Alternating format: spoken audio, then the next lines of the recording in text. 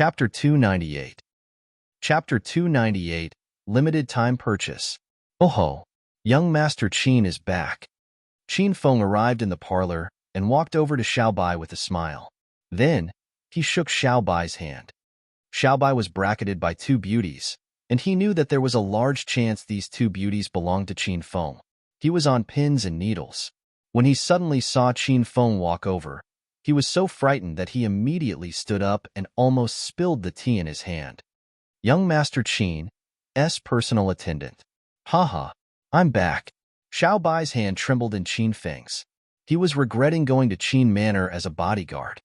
When he was initially hired, his job description was just to protect Qin Feng.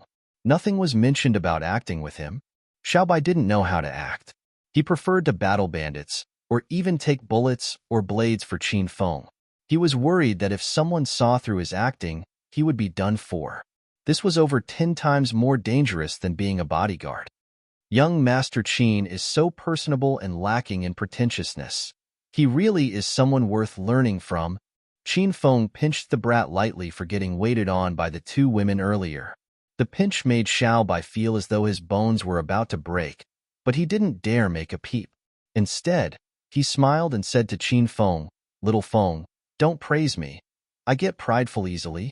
Xiaobai was really back. Qin Feng had called him that afternoon to let him return. In order to affirm the pretense that Xiaobai had gone to a remote mountain region to teach, Qin Feng sent Xiaobai to a beach in Africa 3 days ago and had him stay in the scorching sun for 3 days. Now, he was dark and thin, and he looked like someone who had gone to a remote mountain region and suffered. Young Master Qin, you shouldn't go to teach in remote mountain regions in the future. Every time you go, you leave for a couple of months, and once you return, you're unrecognizable. You look like you haven't eaten properly for 3 years. Look, you're sunburnt to a crisp. You must not have had any meat dishes while you were there. Qin Feng took Xiaobai's hand and looked so moved that tears were about to fall from his eyes. 2 tears actually fell from Xiaobai's eyes. The tears formed from feeling endlessly wronged. Oh no, it wasn't hard. As long as those impoverished children can learn, acquire knowledge, and understand the development of the outside world, it doesn't feel hard. Young Master Qin. Su Ruorou's eyes turned red. She was so moved that she was about to cry. In her emotional state, she made a grab toward Xiaobai's arm. Qin Feng reacted quickly and intercepted the move. He took Su Ruorou's soft hand and looked at her unhappily. Ruorou, go up and get dressed, then come back down. Running around in your pajamas is quite indecent. Who cares? You got injured today. Hurry and go up to rest. I'll take care of young Master Qin. You forget that I'm young Master Qin's personal housekeeper. Su Ruorou stared back at Qin Feng and pouted her lips at him cutely. Qin Feng's fair face became stormy, while Xiaobai's tan face blanched. Young Master Qin, I'm Rao Sherman. It's an honor to meet you at last. I told Qin Feng to call you back here. I didn't know you'd really gone to a remote mountain region to teach. My deepest apologies for interrupting such a meaningful task. Rao Sherman extended her hand to initiate a handshake with Xiaobai. Xiaobai didn't extend his hand. He peeked at Qin Feng. Qin Feng immediately walked up and grabbed Rao Sherman's hand and asked with deep concern, "Sherman, you suffered quite the shock today. Are you better now?" Ever since the stage collapsed that afternoon, Rao Sherman had a much better attitude toward Qin Feng. Though Qin Feng took her hand, she didn't angrily resist. She smiled at Qin Feng. I slept, and after waking up, I don't remember anything. When Rao Sherman thought of how she gave Qin Feng her first kiss, she was so shy that she couldn't raise her head. Young Master Qin, you haven't eaten after getting back, have you? I'll cook a bowl of egg noodles for you. I make a mean bowl of egg noodles. Su Ruorou saw that Rao Sherman and Qin Feng were sharing a moment, so she used the opportunity to take care of Xiaobai. Qin Feng immediately released Rao Sherman's hand and grabbed Su Ruorou's arm. Ruorou, Butler Wang will have the chef prepare it. Hurry and go upstairs and change. Young Master Qin, why don't I make you 2 dishes that go well with alcohol? My cooking skills aren't bad. Qin Feng blocked Su Ruorou, but Rao Sherman smiled and approached Xiaobai. Qin Feng's expression immediately fell. He couldn't understand what was wrong with these two women tonight. How was Xiaobai better than him? Xiaobai had just returned from Africa. Once he got to the capital, he rushed onto a plane back to Acropolis. And once he got off the plane, he rushed back to Qin Manor. He was famished. Haha, then, Xiaobai was just about to agree to Rao Sherman making food for him, when Qin Feng sent him a death glare. Xiaobai immediately smiled, waved his hand at Su Ruoro and Rao Sherman, and said, "Oh no, I won't trouble you too. After getting off the plane, I ate before coming back. I sat on the plane for most of the day, so I feel a bit dizzy and weak. I'll go up and rest first. Please make yourselves at home, ladies." Xiaobai spoke while running upstairs. He ran while hitting his chest. He could finally breathe. As long as he distanced himself from the two beauties, young Master Qin definitely won't make things hard for him. Young Master Qin, I didn't know you were coming home so suddenly, so I haven't cleaned up your room. I'll go get you some fresh bedsheets. Su Ruoro immediately went after him. Wait for me, big sis Ruoro. I'll see what I can help you with. Rao Sherman followed. Qin Feng was the only one left in the large, empty parlor. He looked outside at the pie-black sky with a cold expression. He decided that after Rao Sherman left, he'd send Xiaobai to Africa once and for all, to kill himself. Qin Feng returned to his own room and opened the Hedonist sovereign system. Xiaobai's suddenly arrival had interrupted what he was doing. He had now risen to rank 5 Hedonist mortal.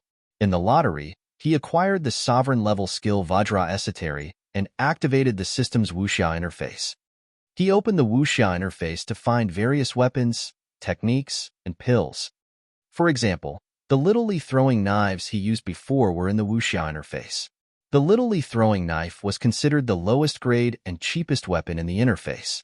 There were many other godly weapons and techniques within, but the corresponding prices were similarly startling. The Dragon Slayer Saber, Heavenly Sword, Wild Snow-Drinking Saber, Exceptional Sword, Lion Roar, 9 Swords of Dugu, Star-Sucking Great Skill, Buddha's Palm. The weapons that you could find in the wuxia interface were limited only by your imagination. Qin Feng looked at them, dazzled. However, after looking at them again in detail, he found that although there were many different kinds of equipment and techniques, the low-grade techniques were not as good as the 3 he currently had. The mid-grade ones, on the other hand, were much better than his.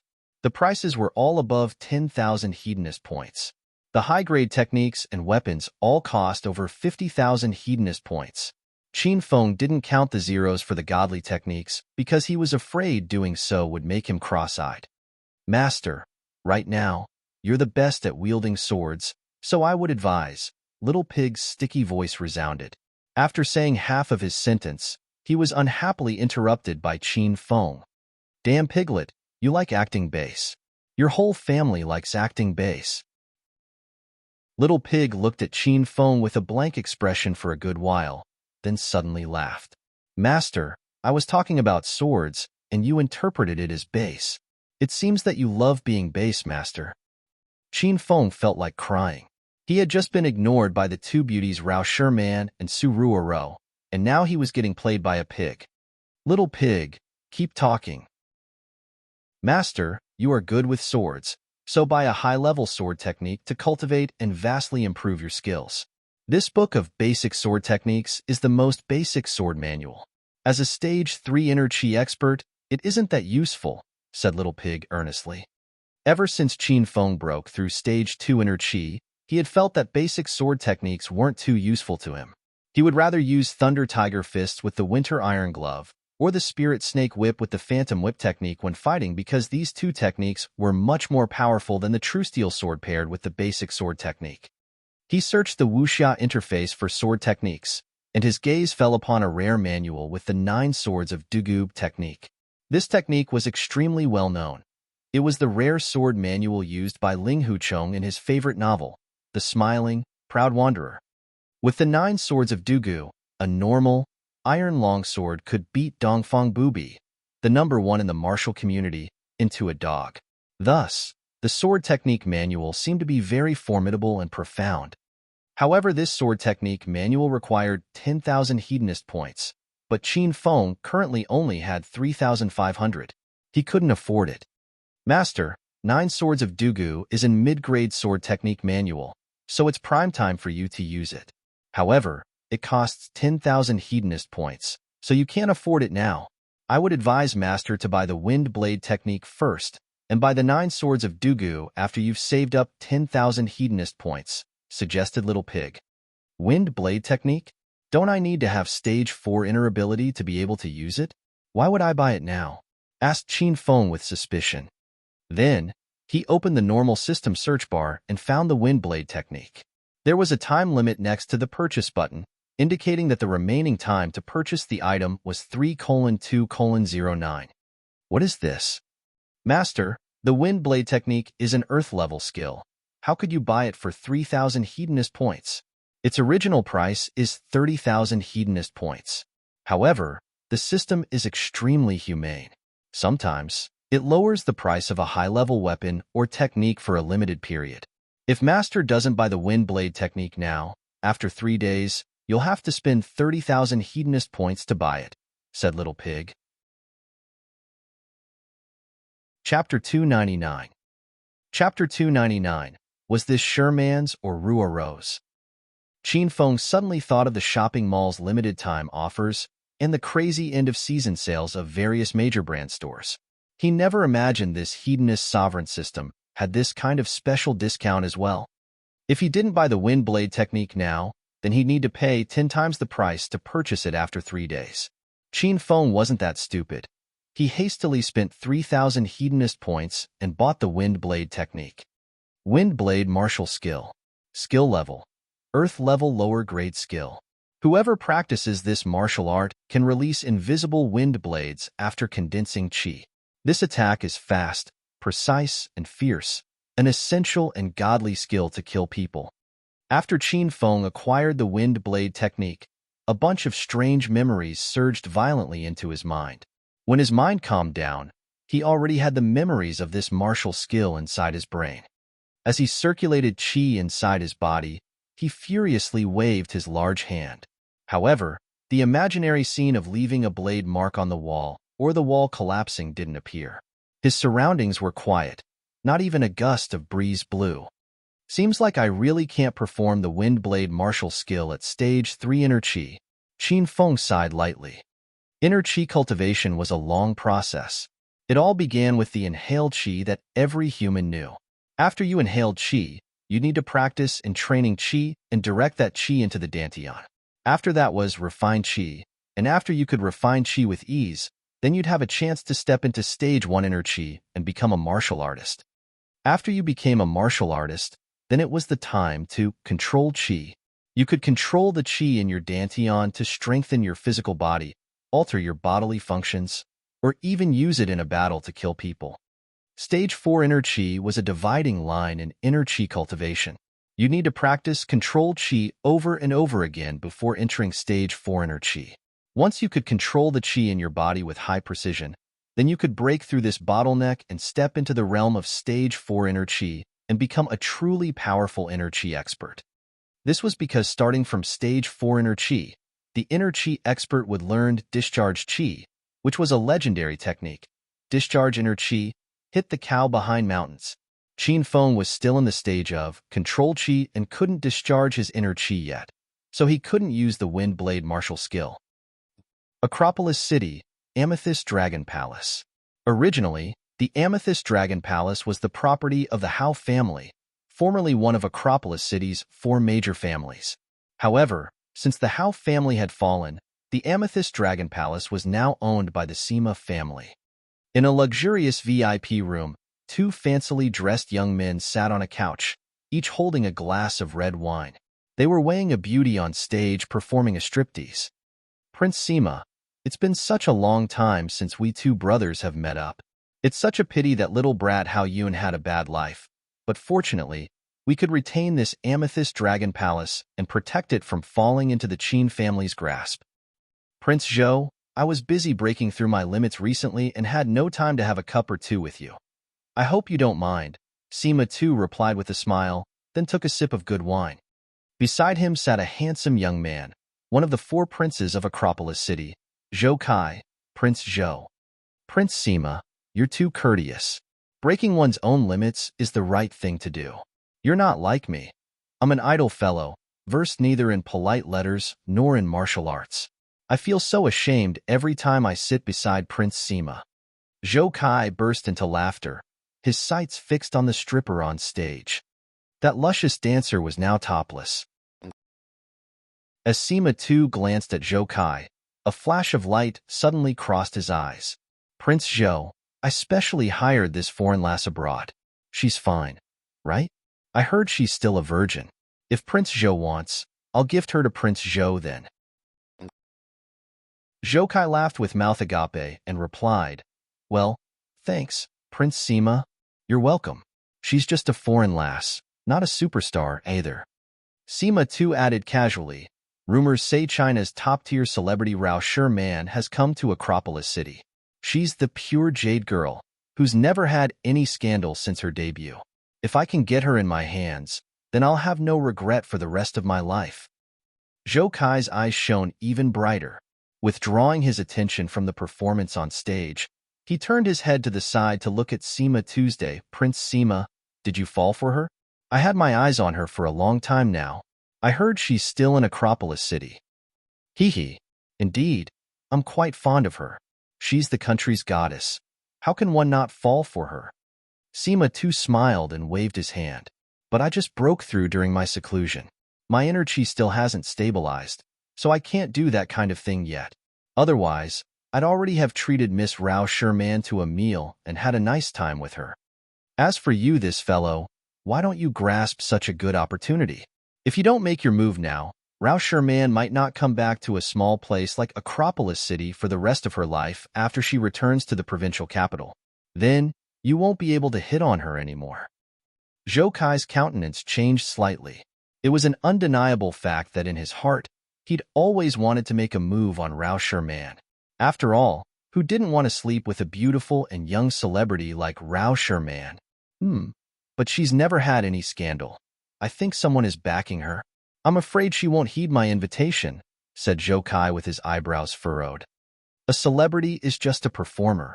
All of them have a price. This place is Acropolis City. Whether she wants to come or not isn't for her to say. It's yours, Prince Zhou's. If she comes, then get on her. After that, throw her some money. If she isn't satisfied, then throw some more. It's just an one-night stand. What can a performer like her do to you? Sima too countered indifferently. Zhou Kai's eyes glittered as he replied, I'm just afraid the people from the Qin family would look for trouble. After all, Rao Sherman is their VIP guest. The Qin family? Haha, are they that powerful? I haven't had time to play with them since I was cultivating in seclusion earlier. Now that I've come out from my seclusion, why would you still be afraid of the Qin family? Sima too sneered, moreover. Do you think the Qin family will wage a war against you just for an actor? Even if they dare to, I, as one of the Sima family, will ally with the Zhou family, and together we'll eliminate this group of people once for all. We'll show the people from the Qin family just who is in charge of Acropolis City. Haha, everything is not a problem as long as I have Prince Sima's words. The big rock in Zhou Kai's heart disappeared suddenly, and an evil grin then appeared on the corner of his mouth. Cheers. I'll send Prince Sima a recording for your enjoyment after I've finished tasting Rao Sherman. That's what you said. Remember your own promise. I'll wait for your video. Sima too's smile grew bigger. Tonight's dinner was the farewell dinner for Rao Sherman. It was also a meal Rao Sherman prepared especially for young Master Qin after she invited him. The venue of the dinner was Qin Manor, in the villa where Rao Sherman stayed. She'd just been in this villa for 3 nights, yet the whole building was filled with the fragrance of her body. Qin Feng and Xiaobai sat on the couch in the parlor on the first floor, weighing TV. The so-called young master's close attendant, Qin Feng, sat with his legs crossed like a hedonistic young master, whereas young Master Qin, Xiaobai, sat submissively on one side of the couch, looking more like a genuine close attendant. Rao Sherman and Su Ruoro were bustling in the qian, personally preparing the meal. Qin Feng felt blessed. As he sat on the couch, he'd glance at the qian from time to time, excitedly looking forward to savoring the taste of 2 goddesses, Su Ruoro and Rao Sherman. The taste of their food. Young Master Qin, please wait for a while. We can start our dinner as soon as little sister Sherman finishes cooking her soup. As Su Ruoro placed a plate of sweet and sour pork ribs on dining table, she looked at the parlor. The Qin Feng that was sitting with his legs crossed and waiting for Xiao Bai to peel the orange for him now sat upright. Peeling a banana for Xiao Bai, he said, "It's okay. Young Master Qin is not in a hurry. No need to rush. You guys make it tastier." "I'm not asking you. I'm asking young Master Qin. Don't think too highly of yourself." Su Ruoro sent a scornful glare at Qin Feng, peeked at Xiao Bai, and then ran shyly into the kin again. Since Xiao Bai's arrival, the girls had been hovering around Xiao Bai, casting Qin Feng aside like he was air. Out of frustration, he bit into the banana he'd just peeled and glared at Xiao Bai. Xiao Bai, on the other hand, had an innocent and helpless look, like a mouse that saw a cat, unable to do anything. The scrumptious dinner was ready, 8 dishes and 1 soup. Qin Feng was standing by the dining table, drooling as he saw these delicious dishes. "Qin Feng, stand up." Qin Feng had sat down and aimed at the beef with dipping sauce. However, before his chopsticks could reach the beef, it washed been pulled away up by Su Ruoro. "How can you sit ahead of young Master Qin? Please have some manners. I think young Master Qin has been teaching outside and not coming back so often that you, little brat, consider yourself young Master Qin."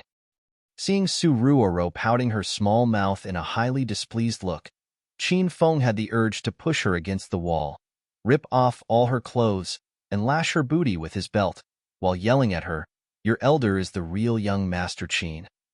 Please have a seat, young Master Qin, and enjoy the meal big sister Ruoro and I prepared." Rao Sherman stepped forward, trying to ease the situation. However, the object of her attention was Xiao Bai as well. Qin Feng was destined to be ignored tonight. After Xiao Bai sat down, Rao Sherman and Su Ruoro proactively sat at his left and right. Qin Feng had no choice but to sit opposite Xiao Bai, his expression slightly sunken, frightening Xiao Bai. "Young Master Qin, I made these fried shrimps. Please try them. Are they too salty or spicy?" "Young Master Qin, I made this dompo pork knuckle. Please taste the meat. Is it too greasy?" "Young Master Qin." Qin Feng looked at Xiao Bai's bowl that was piled high like a mountain by the two girls, then looked at his own empty bowl. He felt a little bit upset. He hastily took the fried fungus with pork, chewed it twice, and praised. This black fungus is very tasty. Was it Sherman's or Shuaro's?" Chapter 300. Chapter 300. To beat someone at their own game. Everyone ate with great joy and harmony. Of course, everyone in this case only meant Su Ruoro, Rao Sherman, and Xiao Bai. Qin Feng had been long forgotten by the two women. There was only a fungus and pork dish in front of him. The two women had taken the other dishes away.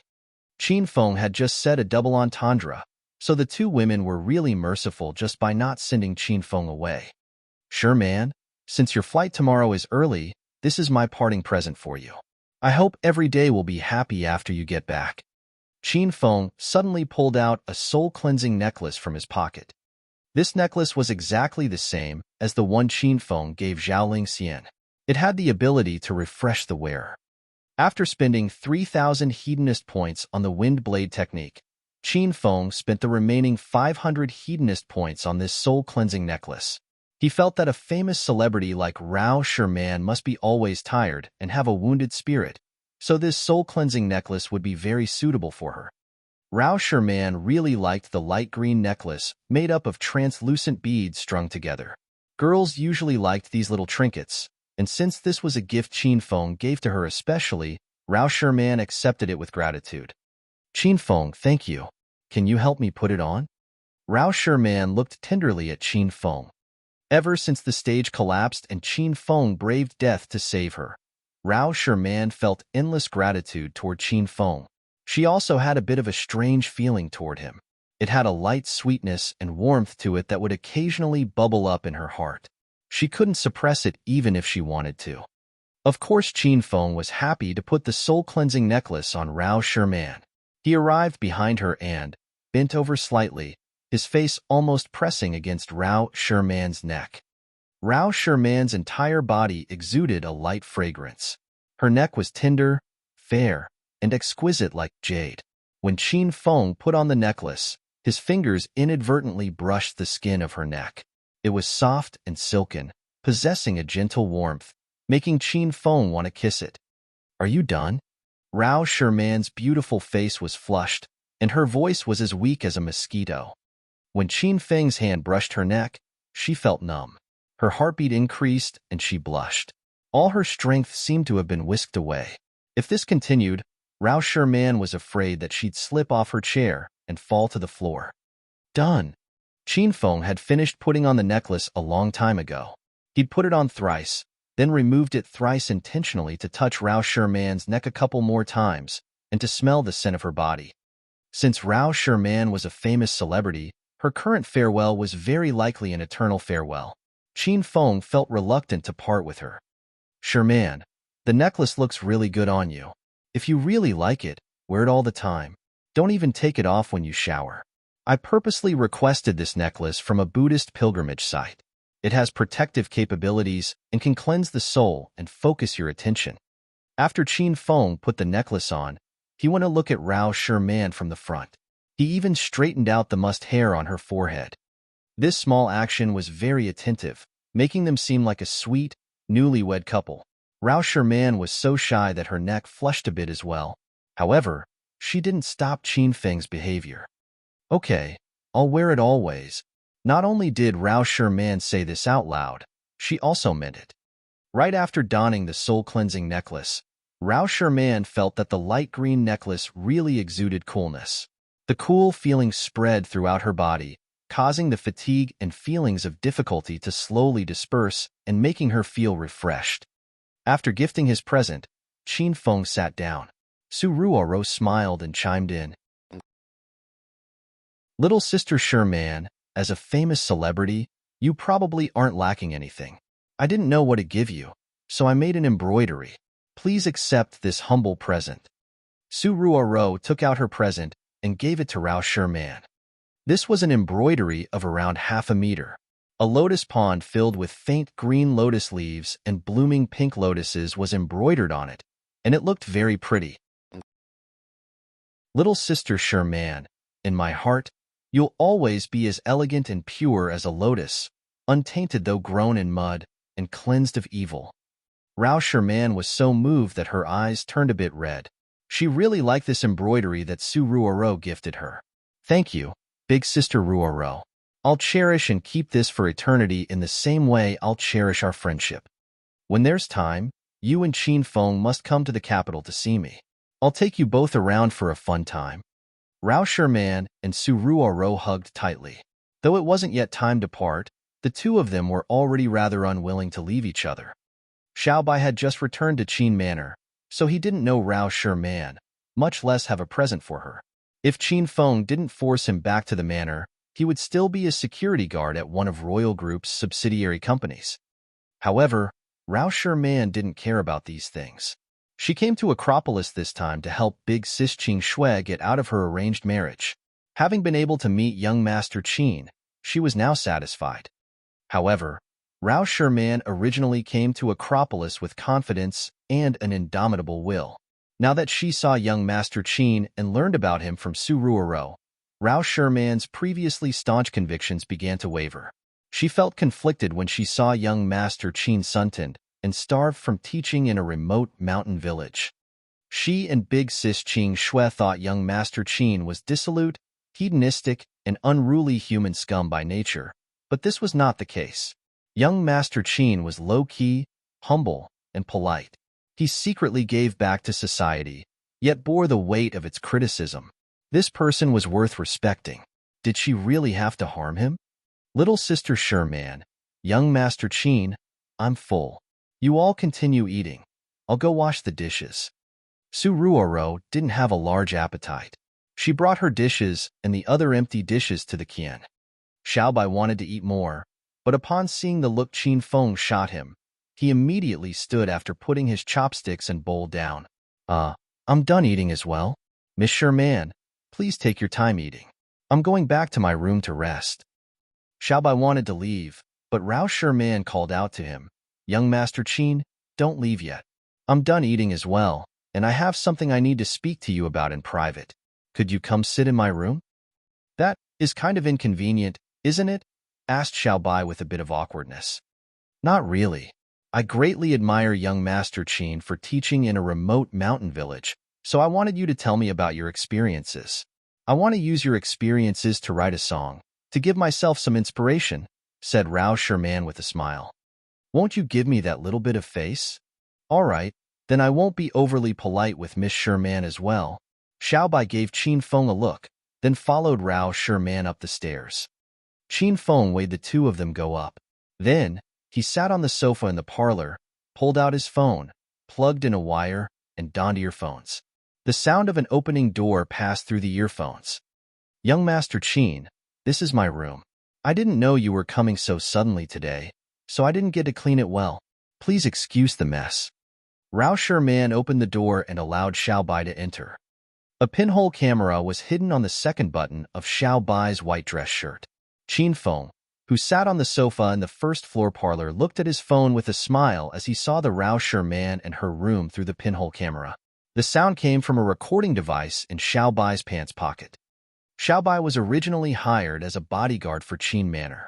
He was much more familiar with advanced technology for eavesdropping and video recording than acting. Haha, there's no need to be polite, Miss Sherman. You've come all the way from the capital, and as a host, I haven't properly received you. Please accept my apologies. Xiaobai originally had the personality of a bodyguard and a killer, but he now had to pretend to be cultured and scholarly. He felt a bit awkward doing so. All right, then let's not be so polite with each other. Young Master Qin, come sit on my bed. Fuck. Qin Feng, who was sitting on the sofa in the lobby, yelled, This woman. How could you be so careless? It's one thing to bring a man into your room, but letting him sit on your bed as soon as he enters it. Why wouldn't you let me get on your bed last night? Xiaobai looked bashful, but he didn't refuse. He sat on Rao Sherman's bed. Young Master Qin, wait for me. I'm used to wearing my pajamas in my room, so I'll go change first before speaking with you, said Rao Sherman as she grabbed a black strap dress and walked into the bathroom. Xiaobai stood up. He quickly looked around every corner of the room and discovered a hidden camera on the corner of the wall by the windowsill. 5 minutes later, Rao Sherman came out of the bathroom. She'd changed out of her magnificent chiffon dress into a black strapped nightgown. The nightgown was simple and seductive. It exposed her lovely shoulders. On each of her shoulders were 3 black straps in disarray, 2 of them hanging on her shoulders and one having fallen off. The black silk nightgown was very pleasing and elegant. It shone in the dim light. Compared to a golden, custom-made long dress, Rao Sherman's snow-white, clear skin was even more dazzling and precious. Her long, slender, and beautiful legs alone were enough to blind millions of fans with their radiance. Qin Feng, who sat on the sofa on the first floor, couldn't take it anymore. He almost rushed up to Rao Sherman to take her right there. Xiaobai, who sat on Rao Sherman's bed on the 3rd floor, felt nothing. He lowered his head and didn't look at Rao Sherman for fear that if he looked, young Master Qin would dig his eyes out. Chapter 301. Chapter 301. Rao Sherman's Confession. Rao Sherman wore a sexy, long, black silk nightgown. She leaned her graceful body on the door frame and gazed all dewy-eyed with affection at young Master Qin sitting at the side of the bed. While changing in the bathroom, Rao Sherman had struggled very hard in her heart. She knew young Master Qin was a good person. She admired and respected his utterly fearless action from the bottom of her heart. Nevertheless, Rao Sherman decided to frame young Master Qin. The reason was simple. The relationship between Rao Sherman and Dongfang Qingshui was deeper than that with young Master Qin. She was willing to sacrifice herself once for the sake of big sister Qingshui's felicity. Young Master Qin, why aren't you looking at me? Is Sherman not pretty enough? Rao Sherman leaned on the doorframe because the camera couldn't capture her from this position. Rao Sherman planned to entice young Master Qin's desire first and wait until he threw himself at her to do something bad. Then she would lure him into camera range and record his shameless actions. Rao Sherman planned it well, but her plan had long ago aroused Qin Feng's suspicions. He'd noticed the camera when he went to Rao Sherman's room last night. It was just that he didn't understand. He was unfamiliar with Rao Sherman, so why would she frame him all of a sudden? Or was this woman an undercover spy sent by his enemy? Qin Feng couldn't get it through his head, so he didn't want to guess anymore. He then summoned Xiaobai back and used Xiaobai as bait to expose Rao Sherman's true colors. Since Rao Sherman kicked off the scene, Qin Feng and Xiaobai just needed to play along with her. Miss Sherman is China's most famous celebrity with the nickname of Pure Jade Girl. You're the perfect goddess in the heart of every Chinese man from toddlers to 99-year-oldsters. How could you be not pretty? Xiaobai listened through an earbud and repeated what Qin Feng had said. Hee. Young Master Qin is good at making a girl happy. In that case, why won't you look at this person?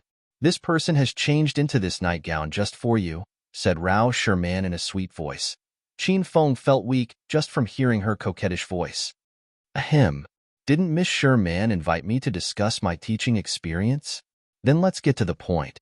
Xiaobai had kept his head lowered. He didn't dare raise his head even if he was beaten to death. Okay then, let me help young Master Qin undress, and we'll discuss it slowly on my bed. As she spoke, Rao Sherman walked to Xiaobai. He was so frightened that he jumped up from the bed and went to hide by the couch. Miss Sherman, please behave yourself. Rao Sherman's delicate body trembled. She'd never thought she would be rejected by a man one day. She was China's most famous female celebrity. Countless men dreamed of duping her into sleeping with them. And now, she'd taken the initiative to seduce young Master Qin. But in the end, this person declined her offer. Rao Sherman's heart was pounding fast. It wasn't from shyness. It was her heart starting to struggle again. The young Master Qin she saw wasn't a vulgar and dissolute man. He had strong willpower, was highly knowledgeable, and was willing to teach and assist the poor. Did she really have to soil the name of a good man like him? But if she didn't do this, what would happen to big sister Qing Shui? I'm not a tiger and I won't eat you. What are you afraid of, young Master Qin? Rao Sherman clenched her teeth and sat on the couch. Since she'd already come this far, she wanted to persist with her plan for a little bit longer. A fragrance wafted over. Xiaobai hastily held his breath and closed his eyes. Miss Sherman, if you want to talk about my teaching experiences or discuss your music inspirations, then that is this humble Qin's, greatest honor. However, if you have other intentions, I'm sorry, but please don't insult my reputation. This is because I consider you a good friend. Rao Sherman was prepared to throw her body into Xiaobai's arms. However, when she heard what Xiaobai had said, she suddenly halted her delicate body halfway. Her heart seemed to be pricked by something, a throbbing sting. She was a kind and well-mannered girl. She'd never despised the poor or showed off her wealth. She immersed herself entirely in making music, and tirelessly looked for the little boy she'd met at Lotus Lake. If it wasn't to help big sister Qing Shui, Rao Sherman would rather die than do this kind of embarrassing stuff. Not only did she insult young Master Qin, she had insulted her own chastity as well. Since her debut over a year ago, she'd never been involved in any scandal. However, she was now destroying her own purity. Rao Sherman really wanted to cry out loud now. After a good while, Rao Sherman let out a light sigh and said, "Young Master Qin, I'm sorry. Please leave now." As if a great burden was taken off his shoulders, Xiaobai ran away faster than a rabbit. Xiaobai reached the parlor on the first floor, carefully looked at Qin Feng, and asked, "Was that okay, young Master Qin?" "Xiaobai, just now you didn't sneak a peek, right?" With a thoughtful smile, Qin Feng eyed Xiaobai. "Definitely not. Not only did I not open my eyes, I even held my breath. Young Master Qin, you must believe me." Xiaobai defended himself with an aggrieved look. "Well done. You can go to sleep now. Look for Butler Wang tomorrow to claim your 100,000. This is your pay for your acting." With a beaming face, Qin Feng patted Xiaobai's shoulder. "Thank you. Young Master Qin. This was the first time Xiao Bai showed a sincere smile ever since he came back. After Xiao Bai took his leave, Qin Feng went to Rao Sherman's room on the third floor. He lightly pushed the door and heard faint sobs drifting from inside the room. Rao Sherman was sitting on the large bed, facing the floor-to-ceiling window, her back to Qin Feng. Her shoulders were shaking slightly as she cried alone. Outside the window was a night view of half of Acropolis City. Rao Sherman looked so helpless against this vast and boundless beautiful scenery. She still wore that sexy and flimsy nightgown. However, the shoulder straps on her shoulders had fallen, revealing her mellow, elegant shoulders and her smooth pearl-white back. It wasn't just her front appearance that was divine. Even her back was a killer view. Sherman, what's wrong? Qin Feng noiselessly crawled onto Rao Sherman's bed and hugged her slender, supple waist lightly from behind. Rao Sherman's black hair was like a cascade of water, emitting a fragrance. Her body was soft and felt boneless, and it was warm when Qin Feng held her to his chest. Her lower belly was flat and tender with not even the slightest extra fat to be seen. Her shoulders and her back were as smooth as mellow jade. When Qin Feng lightly placed his chin on her shoulders, he felt like his chin might slip off at any moment. Rao Sherman didn't scream or take fright. This was because she'd already seen Qin Feng's reflection in the floor-to-ceiling window. She allowed Qin Feng to hold her lightly to his chest, which no man had ever done to her before. Rao Sherman needed comfort and care right now. She felt she just sold her own soul, and even her heart was tainted. She felt unworthy of the lotus embroidery Su Ruoro gave her. To grow out of the mud unsullied, to float above rippling water without dancing with it. Was she really such a person? Then why would she try every possible method just to plot against young Master Qin? She even went as far as using her own sex appeal. How dirty am I? She dissed herself in her heart. I feel so bad. Something is blocking my heart, Rao Sherman murmured. Her voice was choked with sobs. Suddenly, she turned her body and gazed at Qin Feng with a pair of teary eyes. Qin Feng, I'm so sorry. I invited young Master Qin to my room just now and I almost pimped myself and set him up. Actually, I've installed a camera in this room. I wanted to snap a scene of young Master Qin getting fresh with me. I wanted to soil his image. Qin Feng, don't you think I'm a bad woman? I'm unworthy for the title, Pure Jade Lady. Qin Feng was stunned. He'd never expected Rao Sherman to proactively confess her plot to him. At the same time, a gush of warmth welled up in his heart. This was because he'd also wished Rao Sherman would take the initiative and tell him everything. If not, how would he face and punish Rao Sherman? Sherman, why did you want to soil young Master Qin's image? Weren't both of you just introduced to each other? I think he never offended you, right? Qin Feng held Rao Sherman lightly in his arms. Because Rao Sherman was caught in a dilemma. This matter was a secret between the Dongfang family and the Qin family. Could she really say it aloud? If you don't want to tell me, then just forget about it. Don't think too much, Sherman. Everybody knows you're a good girl, said Qin Feng in a gentle tone as he stroked Rao Sherman's head. Rao Sherman's heart skipped a beat. She was feeling the warmth provided by the man in front of her, sniffing the familiar scent of his body. This man rescued her without any regard for his own life. He didn't scold her even though he knew she was framing young Master Qin. He opened his heart, then why can't I open mine as well? Qin Feng, it's a matter of my sister's marriage. She's the only daughter of the Dongfang family, in the provincial capital. The elder of the Dongfang family, Elder Ming Wang, arranged a marriage for her, and her partner is none other than young Master Qin of the Qin family. But big sister Qing Shui has heard the bad rumors about young Master Qin from outsiders, and she's very opposed to this marriage proposal. However, Elder Ming Wang insisted on pushing through with the marriage. So I deliberately came to Acropolis City, wanting to shoot a read video of young Master Qin, show it to Elder Ming Wang, and urge him to cancel the proposed marriage in order to please big sister Qing Shui. Rao Sherman revealed her plan at last. As soon as she finished talking, Qin Feng felt awful. Dongfang Ming Wang, Dongfang Qing Shui, the Dongfang family. If it wasn't for Rao Sherman suddenly bringing up these keywords, Qin Feng would have already forgotten about the engagement he had from the provincial capital.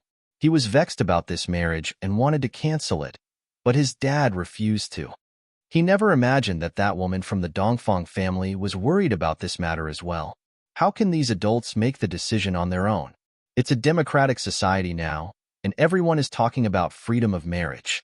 Can I report them to the police for arranging a forced marriage? Sure, man.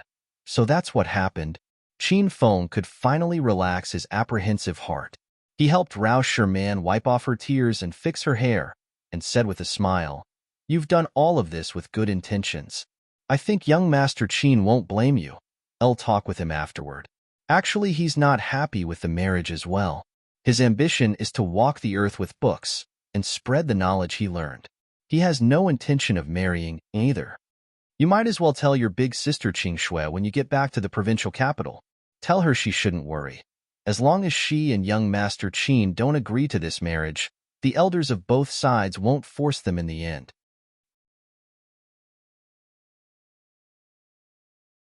Chapter 302. Chapter 302. Perverted Doctor. Qin Feng thought he was too quick-witted. Not only was he hugging a woman all the men in China deemed their goddess, he'd also taken care of his troublesome engagement. This was truly a stroke of genius.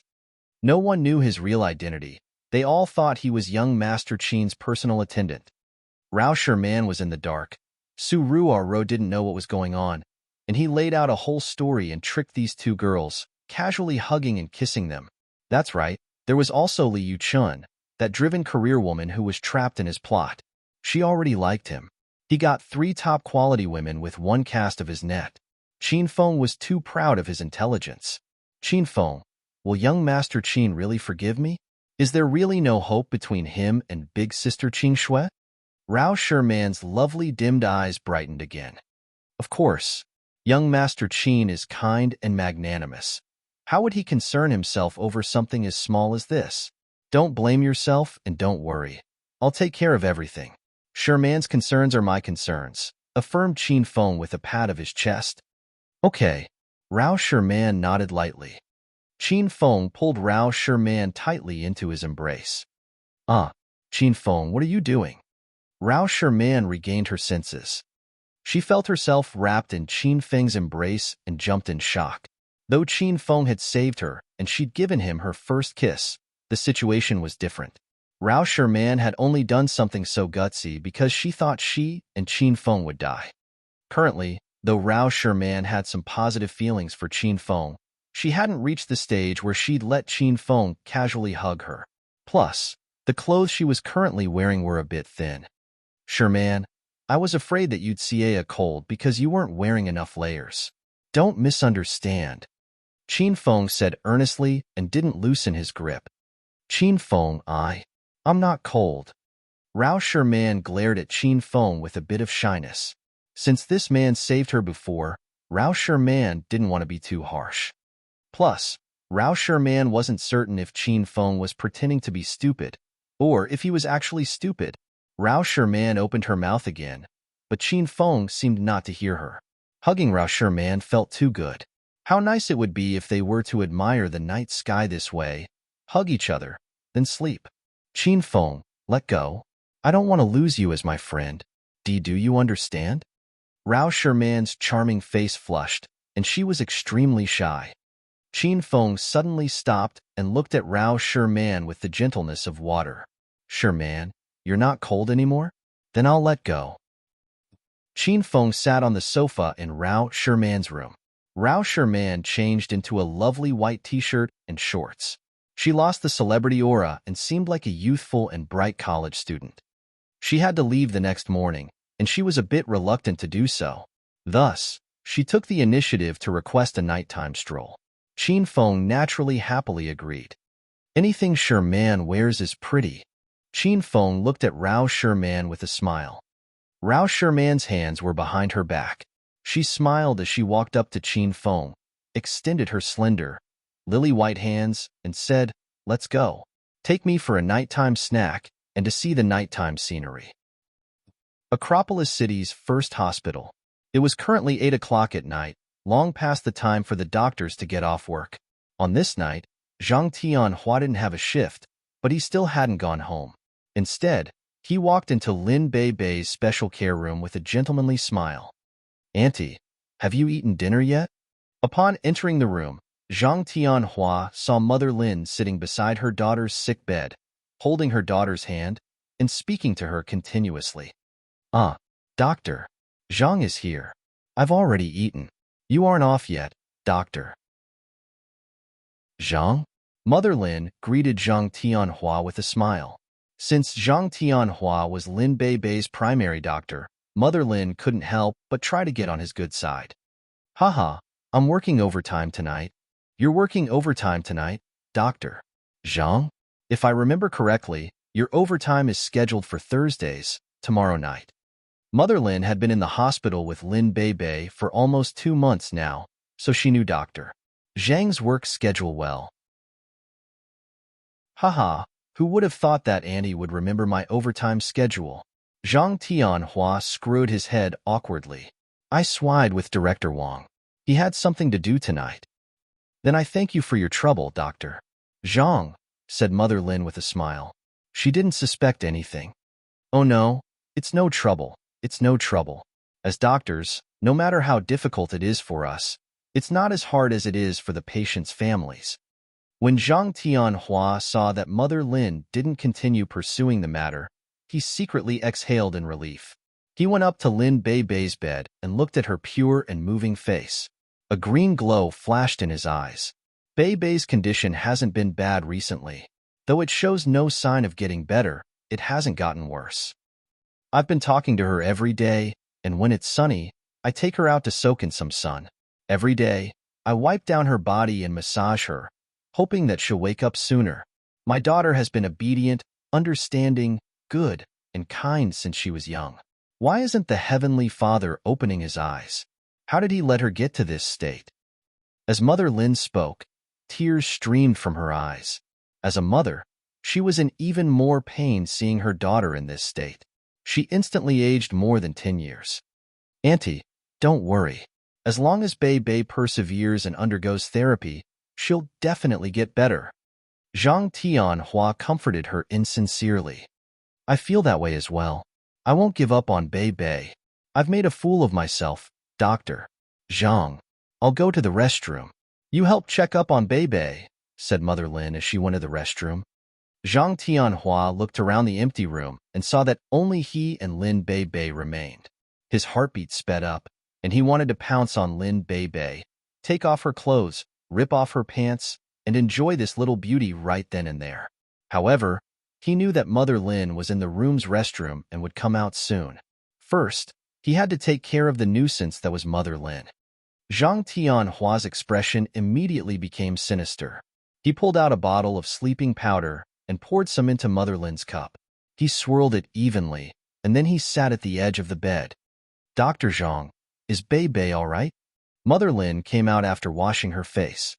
"Okay, I finished checking up on her, and there aren't any problems." Zhang Tianhua smiled, then said, "Auntie, sit down and drink some water. You cried so much earlier that you've cried all the liquid out of your body." "I really am a bit thirsty." Mother Lin lifted her cup and drank it up in one gulp. Then, she put the cup down and smiled at Zhang Tianhua. "Dr. Zhang, if you're busy, do go ahead. I can take care of Bei. I don't want your work to be affected." "Haha, the night shift isn't busy. Unless there are patients that come into the emergency room." Zhang Tianhua sat by the bed with no intention of leaving, and Mother Lin thought it would be impolite to send him away. Mother Lin then turned on the TV in the room and waited while chatting with Zhang Tianhua. As they spoke, Mother Lin felt an overwhelming fatigue. She leaned on the bedside and fell asleep. Once Zhang Tianhua saw Mother Lin fall asleep, he waited another 5 minutes before going up to Mother Lin and speaking lightly into her ear.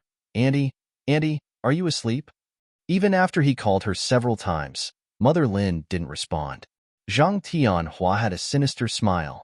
He went quickly to lock the door to the room and drew all the curtains before sitting on the edge of Lin Beibei's bed. "Haha, what a beauty. Look at this soft, fair, and translucent skin. I wonder if it's still untouched. Tonight your elder will have good fun with you. And no one will know because you're in a vegetative state. Haha. Zhang Tianhua's gentlemanly facade was long gone. This guy had a lewd expression and looked more evil than the devil in hell himself. He'd waited for this night for over a month. Ever since the first time he saw Lin Beibei when she was admitted to the hospital, Zhang Tianhua wanted to bang her. Now, Zhang Tianhua had drugged Mother Lin and locked the room door, and Lin Beibei was still a human vegetable that could not be awakened. Thus, he could play however he wanted tonight. What made him happiest was that he could play with Lin Beibei however he wanted, and no one would know. The victim was paralyzed and couldn't even speak. She couldn't tell on him even if she wanted to. Swish. Zhang Tianhua tugged and pulled the blanket off Lin Beibei's body. Lin Beibei's long and slender body was exposed to the air. She wore a hospital gown and lay there soundlessly and motionlessly, extremely alluring.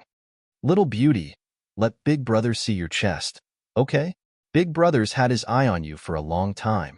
For a young maiden like you, it's probably soft and pink. Then, I'll see your thighs and smell the scent on your entire body. Big Brother is very lively. I can assure that you'll be very satisfied. If little sister is satisfied, Big Brother will play with you once a week. How does that sound? Zhang Tianhua's smile widened. He extended his hand and reached for Lin Beibei. Little sister, since you aren't saying anything, then this Big Brother will take it as you being shy and admitting it silently. Haha, Big Brother is going to play with you now.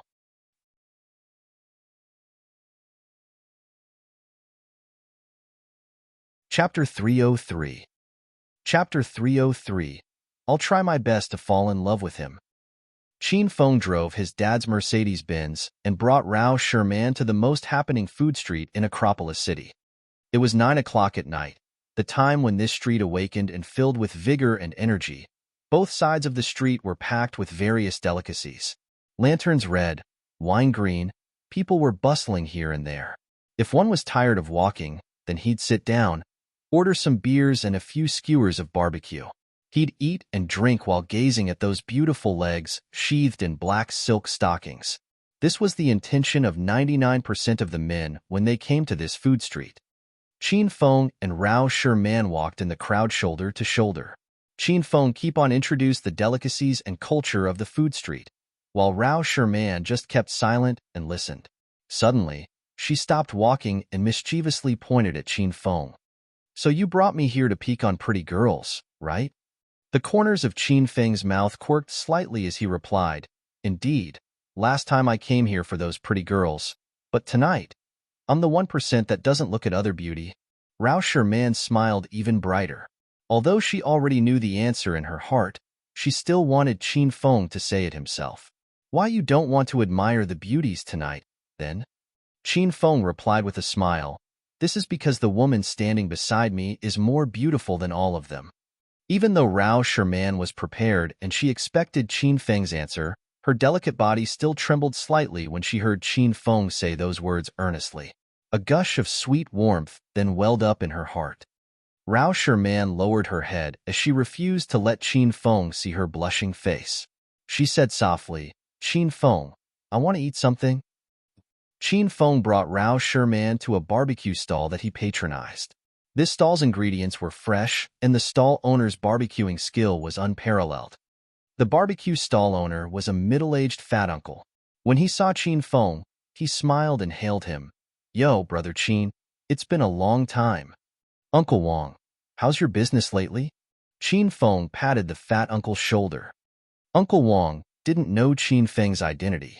He was familiar with Qin Feng because Qin Feng would always bring different beauties to eat at his stall.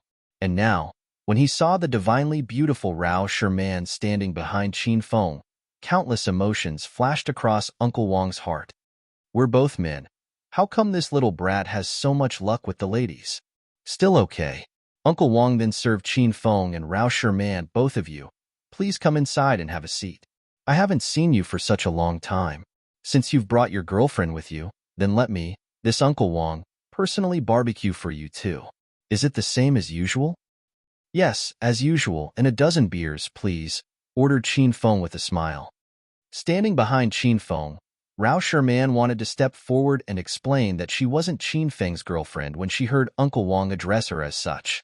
However, when she saw an unbothered Qin Feng, she halted and followed Qin Feng, sitting down red-faced. There was an apprentice in Uncle Wang's barbecue stall. Normally, it was the apprentice who barbecued the food while Uncle Wang waited at the side. Since Qin Feng was a regular customer, Uncle Wang had to show off his skill. Very soon, a pile of barbecue and a dozen beers were served on Qin Feng and Rao Sherman's table. Thump! Qin Feng was a stage 4 external expert. Opening a bottle of beer barehanded was child's play for him. He flicked his thumb lightly, and the bottle cap flew into the sky like a bullet. Cheers, Sherman. Qin Feng handed a bottle of beer to Rao Sherman, and then he went and finished a bottle of his own. Rao Sherman looked at Qin Feng hesitantly. After she mustered enough courage, she then set her sexy red lips on the beer bottle and raised her head slightly. Cough, cough. After taking just one sip, Rao Sherman furrowed her eyebrows deeply. She choked and coughed non-stop. Qin Feng was tickled pink and at the same time worried about her.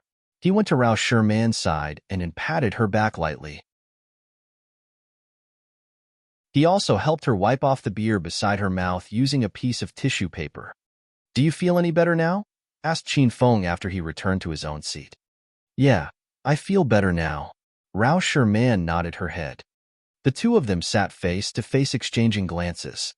The moon was like a silver plate, and a light breeze rustled in the air. Looking at the graceful Rao Sherman bathed in moonlight, Qin Feng's mind was distracted. Right until this moment, he still couldn't believe that China's top-tier celebrity, the so-called pure jade girl and the country's goddess Rao Sherman, would eat street food and drink beer in the open air with him. Pfft! Rao Sherman couldn't restrain herself anymore and burst into laughter. Her laugh was a flash in the pan, mesmerizing and charming. "Qin Feng, don't you think it's funny? Not even I can fathom why I'm here. Before I struck up an acquaintance with you, I never imagined I'd date and drink with a man out here, at a food stall. Haha, it's too crazy for me." Seeing Rao Sherman laugh heartily, Qin Feng then replied with a smile, "Sherman, the reason I brought you here is for you to know that you aren't different from us. You're a normal person. You can also eat at a food stall, drink fresh beer, and laugh to your heart's content." Rao Sherman was stunned. She'd never imagined Qin Feng would say something like this. She'd seen too many men who would only praise and fawn over her. They'd call her a goddess that descended from heaven, a unique existence. They'd say she was an irreplaceable and extraordinary superstar. "But why?" asked Rao Sherman with a puzzled expression as she was astonished. "Because you're worn down and have almost become a totally different person. I just wish you can put down the heavy burden on your shoulders and follow your own desires. This is because you're who you are.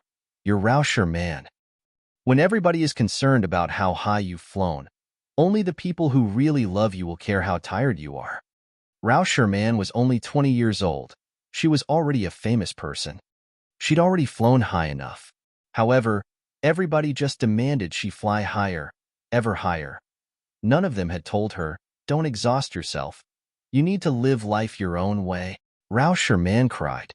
However, she turned her head aside and wiped the tear off before it could fall down, and she showed Qin Feng an incomparably cheerful smile by the time she looked at him.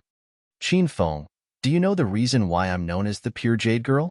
Because you're untouched by scandal since your debut, and you preserved your chastity." Making no special effort to maintain his gentlemanly image in front of Rao Sherman, Qin Feng gulped a mouthful of beer. "What do you get for preserving your own chastity? If the power backing you isn't strong enough, those evil men could still devour you whole." Rao Sherman explained nonchalantly, "This was because the one backing me is the Dongfang family. Big sister Dongfang Qing Shui cares for me a lot. Once, a prince from one of the 5 small family clans in the provincial capital had a crush on me. He drugged me when he treated me to a meal, and when I noticed something strange was happening to my body, I hastily called Big Sister Qing Shui before I blacked out, which I really did. After that, when I regained consciousness, I was already in Big Sister Qing Shui's room and my body was fine." I tried to look for that prince after this incident, but he'd already vanished from the provincial capital. And there was another time, I was at a press conference. A tyrant suddenly rushed on stage and publicly announced he wanted to be my sugar daddy and asked me to state my price. When I ignored him, he got enraged and pounced on me, tried to rip my shirt off in front of everybody. Big Sister Qing Shui was very angry when she learned about this incident. And afterward, that tyrant vanished as well. As Rao Sherman continued to talk, beads of cold sweat started to ooze from Qin Feng's forehead. He was unsure why this last suddenly brought these things up. However, he knew he himself had hugged and kissed Rao Sherman, while that prince and that tyrant had already been goners before they could touch her body.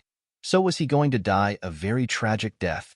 Haha, are you scared, Qin Feng? Rao Sherman was intelligent. She'd already divined Qin Feng's thoughts. How is that impossible? Haha, there's nothing going on between us. Our relationship is just pure friendship. Isn't that right? Qin Feng replied with a beaming smile. No, it's not.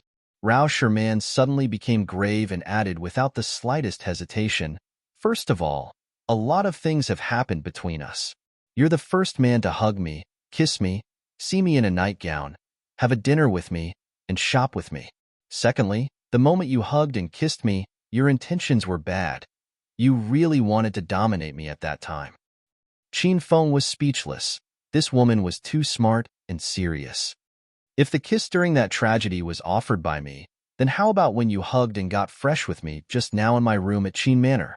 I didn't allow you to do such things, and I asked you to release me, but you paid no heed to my request. You defiled my chastity, but I didn't hate you or ask Big Sister Qing Shui to send someone and get rid of you.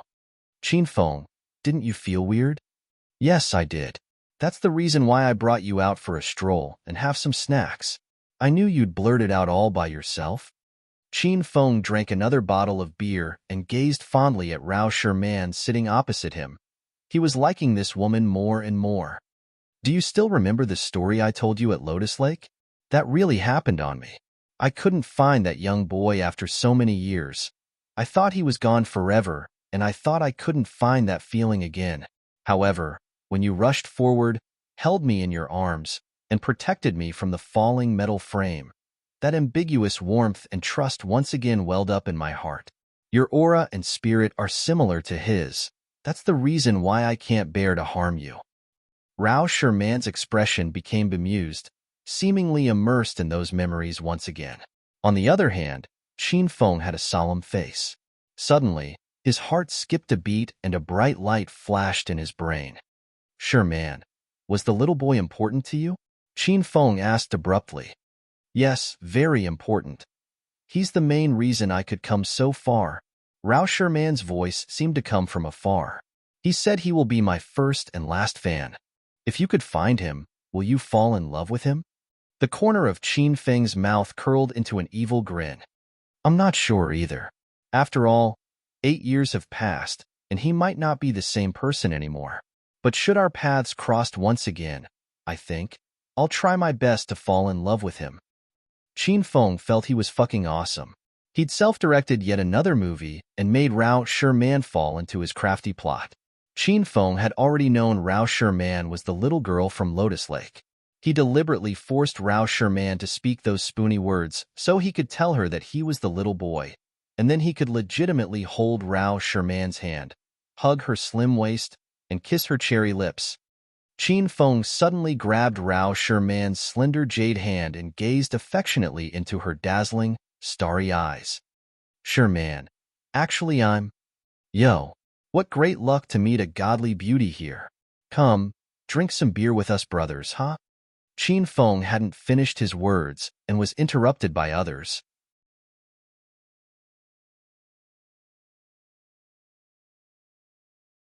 Chapter 304. Chapter 304, Instrument Defense Mechanism. Lin Bei lay quietly on the sickbed. Though she couldn't move, say anything, or even open her eyes, she could hear everything that occurred around her. Every time Qin Feng came to talk about their times together and promise he would help her wake up, tears would fall from Lin Bei's eyes. Currently, tears fell from her eyes as well. However, these were not tears from being moved, but tears of anguish. She heard Zhang Tianhua's vulgar laughter and knew that he wanted to violate her. However, Lin Bei hated it. She hated that she couldn't move or cry for help. She wasn't willing to let any man other than Qin Feng touch her body. She really wanted to wake up and slap Zhang Tianhua harshly twice, then kick him thrice. Lin Bei could allow herself to be mistreated, but she couldn't allow Qin Feng to be mistreated. She knew that if her body was violated by another man, Qin Feng would be devastated. This would be utterly humiliating to him. He would be cuckolded. As the #1 hedonist young master in Acropolis, he was the one who did the cuckolding. How could he allow someone else to cuckold him? Women who are in love are all this silly. All they care about are their men. However, Lin Bei couldn't control any of this. She felt Zhang Tianhua approach her. Even though she couldn't open her eyes, Lin Bei could imagine Zhang Tianhua's filthy, vomit-inducing, and malicious face and smile. Lin Bei decided that after being violated, she would commit suicide after waking up. Or maybe she'd leave Acropolis, never to see Qin Feng again. Bei, my precious, Big Brother is going to satisfy you. Zhang Tianhua extended his hands and pounced at Lin Bei. Glistening tears streamed down her face. Zhang Tianhua reached for Lin Bei's raised chest, about to squeeze the playthings that he'd been fantasizing about for so long. Bang! When his hands were around 10 centimeters from Lin Bei's soft chest, Zhang Tianhua's entire body instantly stopped. He didn't want to stop, but he felt a gust of qi rise like an invisible and untouchable force that was blocking him and preventing him from getting any closer no matter what. Bzzz. The sea blue beads on Lin Bei's wrists vibrated slightly, stirring the air around them, giving off a blue light that grew brighter and brighter. How could Zhang Tianhua be deterred? It wasn't easy for him to acquire this opportunity tonight, and he had even drugged Mother Lin. Lin Bei lay before him, wearing a thin hospital gown. If he didn't do this girl, he definitely wouldn't stop. Thus, Zhang Tianhua exerted more strength. He used all his strength to get closer to Lin Bei's body. He clenched his teeth, and his expression turned malevolent. Veins popped out on his forehead, making him look like a devil. Rumble. Suddenly, there was an enormous bang, and Lin Bei's blood flow bracelet exploded. The originally beautiful, sea blue beads were blasted into smithereens. An enormous rush of qi shot from Lin Bei and sent Zhang Tianhua flying. Crash! Zhang Tianhua flew off, then fell down. The fall was so violent that his bones almost fell apart.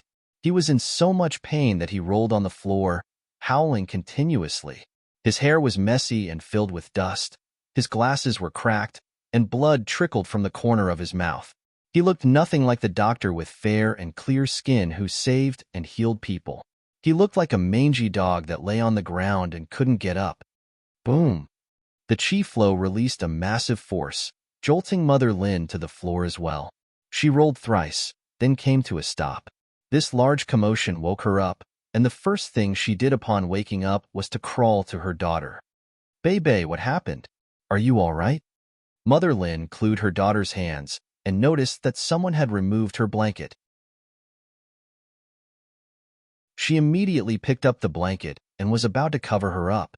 She couldn't let this girl see a cold. However, right after Mother Lin picked up the blanket, she suddenly sat down. She looked at her daughter's left wrist in shock. The beads are gone? The bracelet Qin Feng had especially requested from a senior monk to protect her daughter was gone?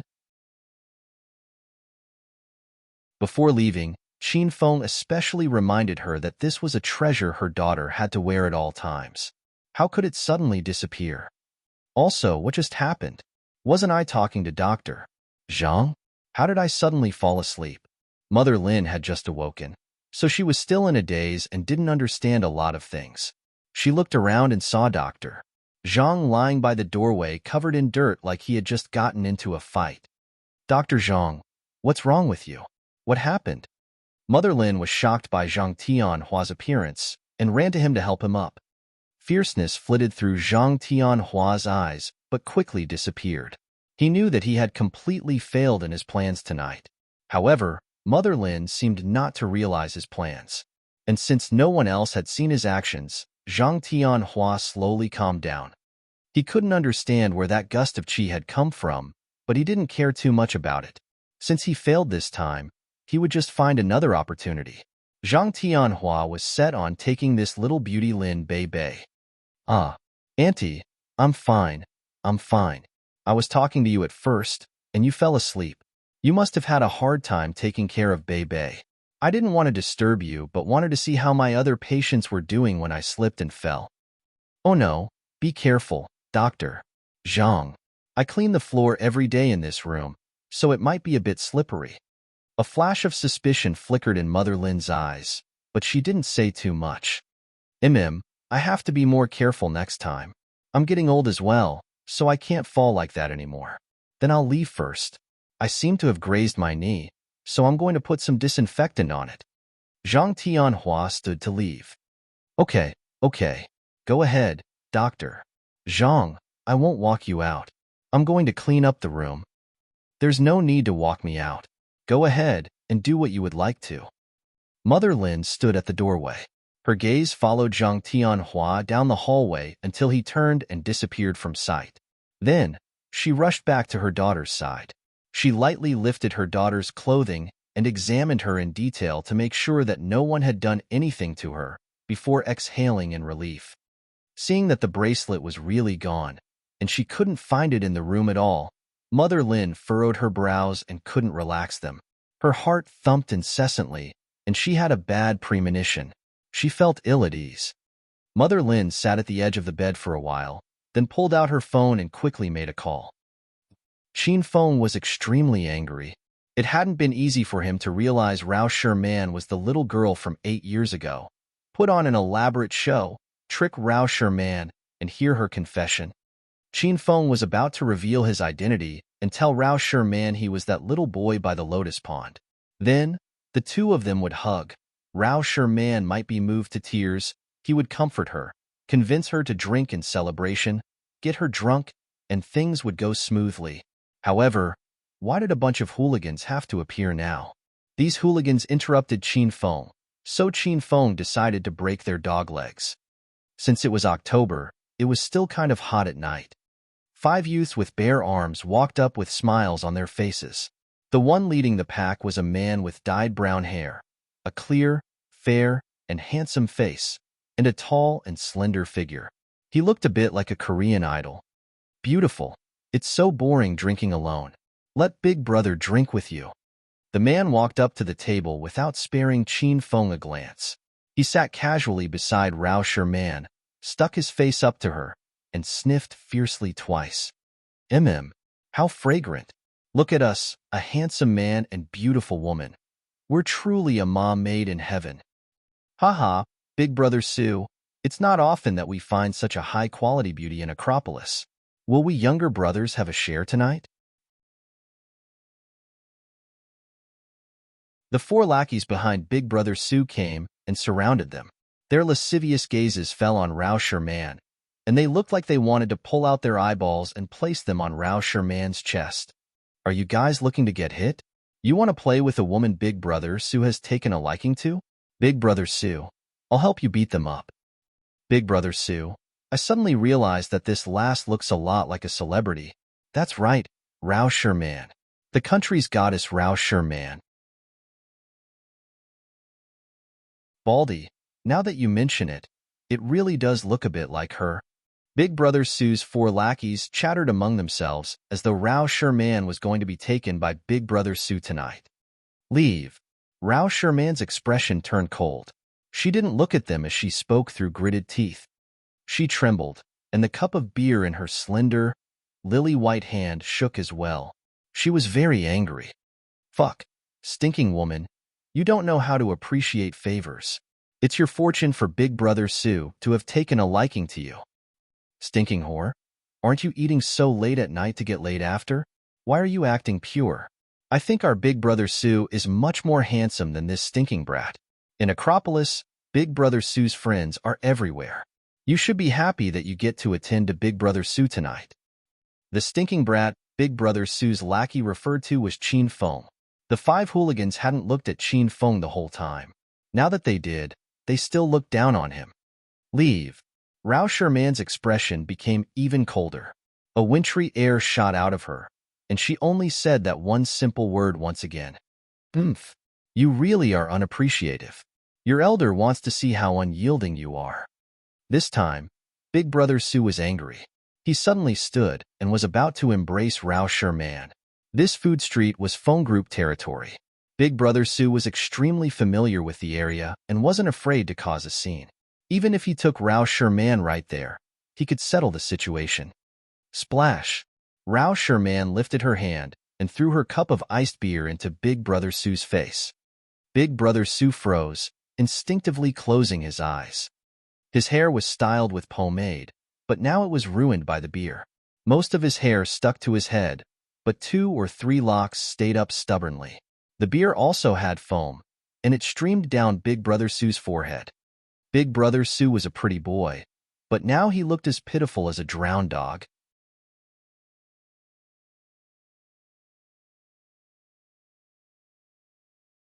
Chapter 305. Chapter 305. I don't know him. Fudge. You buy? How dare you splash beer on your elder? I'm so going to fuck you up. You all, what are you useless wimps waiting for? Go get her now. Big Brother Sue was furious. He roared and his 4 underlings finally regained their senses. With a hideous expression, each of them grabbed a beer bottle on the table and hurled it at Rao Sherman. They were a group of unlawful people who didn't know how to respect the old and cherish the young. They'd forgotten the Chinese traditional moral values that had been passed down from their ancestors for more than 5,000 years. They didn't care whether Rao Sherman was a girl or a boy. Once they started to fight, they just hit her until they drew blood. Bang! Suddenly, the table was flipped by somebody before those beer bottles could reach their target. The beers on table fell to the ground. The wooden table was flung at Big Brother Sue and his companions and sent them flying directly. Sherman, come over here. Qin Feng, who'd kicked the table, cast a smile at Rao Sherman. Like a frightened deer, Rao Sherman hastily and obediently ran to Qin Feng's side and rested quietly in Qin Feng's arms. She didn't struggle at all, but bashfully enjoyed Qin Feng's embrace. Fuck, you little brat. You have a death wish? How dare you fling a table at your elder? Do you think you're playing young and dangerous? Release that girl now and get out of my sight. If not, your elder's going to punish you until your mother can't recognize you. Big Brother Sue and his 4 underlings glared at Qin Feng like tigers looking at their prey and scolded him non-stop. However, none of them dared to step forward to attack Qin Feng. These people had a lot of fighting experience, so they could tell that Qin Feng had some skills from the kick he delivered just now. This was because no ordinary person could send a heavy, solid, wooden table flying with just a kick. They were even pushed several meters away by it. If possible, they would rather not to provoke a valiant person like Qin Feng. Sissy, come over here. Qin Feng ignored their relentless words. He hugged Rao Sherman with one arm and crooked his free hand, beckoning at Big Brother Sue with a finger. Big Brother Sue's face flushed. There was no one who dared to call him sissy to his face. Fuck. Are you blind, little brat? Your elder is a man, a fierce, vigorous man. Do you believe your elder will fuck that lass later and have her to tell you how vigorous I am? Bang! As soon as Big Brother Sue finished his words, a beer bottle flew directly at him. Nobody knew where the beer bottle came from. It moved at lightning speed. Big Brother Sue didn't even have a chance to counter, and the beer bottle had already hit his head. Scarlet blood streamed down from his cranium. Paired with his reed look, he could pass for a ghost in a horror movie. Sissy, come over here. Qin Feng hadn't gotten angry. He called Big Brother Sue with the same gesture, the same expression, and the same words. Even his voice volume and tone were the same. However, Big Brother Sue was creeped out by Qin Feng's current smiles and movements. He felt Qin Feng was a demon who'd crawled out from hell. He felt like he'd been clawed by a large invisible hand, preventing him from escaping or screaming. Why, you better not fucking call me sissy again. Bang! Before Big Brother Sue could finish his words, another bottle flew at him with the same force and the same speed, and landed on the same spot. The beer blood mixture was splashed all around. Glass shards were stuck in his head wound. Big Brother Sue was in so much pain that his face distorted. The 5 arrogant and despotic hooligans now fell silent. They acted like a group of errant kindergartners now accepting the fury of their teacher. Before, they looked down at Qin Feng and paid him no heed. Now, they feared him and didn't dare look him in the eye. This was because they hadn't been able to see Qin Feng's movements at all. "Sissy, come over here." Qin Feng crooked his finger again. He'd remained in his original position, his body exuding a frosty and domineering aura. He held Rao Sherman lightly in one arm. The feeling was similar to the time when the stage collapsed, when Qin Feng held her in his arms without any regard for his own life. Rao Sherman felt the same warmth and sense of security. At this very moment, Rao Sherman gazed senselessly at Qin Feng's handsome and fortitudinous profile. This man was so domineering and arrogant, yet Rao Sherman liked it. Thud, thud, thud.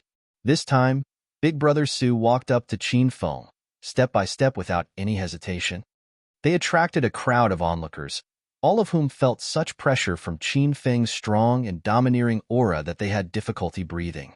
The audience just kept quiet and waved from the sidelines. "Kneel." Big Brother Sue stopped at a spot 5 meters away from Qin Feng and looked warily at him. Qin Feng retained his smile and widened it a bit. However, in everybody's eyes, his smile at this moment was even scarier than a malevolent look. "I am wrong. Can Big Brother?" Frightened by Qin Feng's strong aura, Big Brother Sue took the initiative to acknowledge his mistake and sue for peace. Qin Feng refused to make peace. "You need to bear the consequences for what you did," he said. When he heard Big Brother Sue called Rao Sherman by, Qin Feng felt the impulse to kill this man on the spot. However, he endured it. "I can't kill him, but he has to pay dearly for what he has committed." Bang! A beer bottle was again picked up and precisely smashed on Big Brother Sue's wound. Qin Feng was too fast. Not even Rao Sherman, who was in his arms, could see it clearly. "Kneel." Plop. Big Brother Sue could no longer defy him. He was now kicking himself. He realized he'd gotten off on the wrong foot today. He just arrived at the food street, wanting to hit on some girls, and then met a crazy Qin Feng.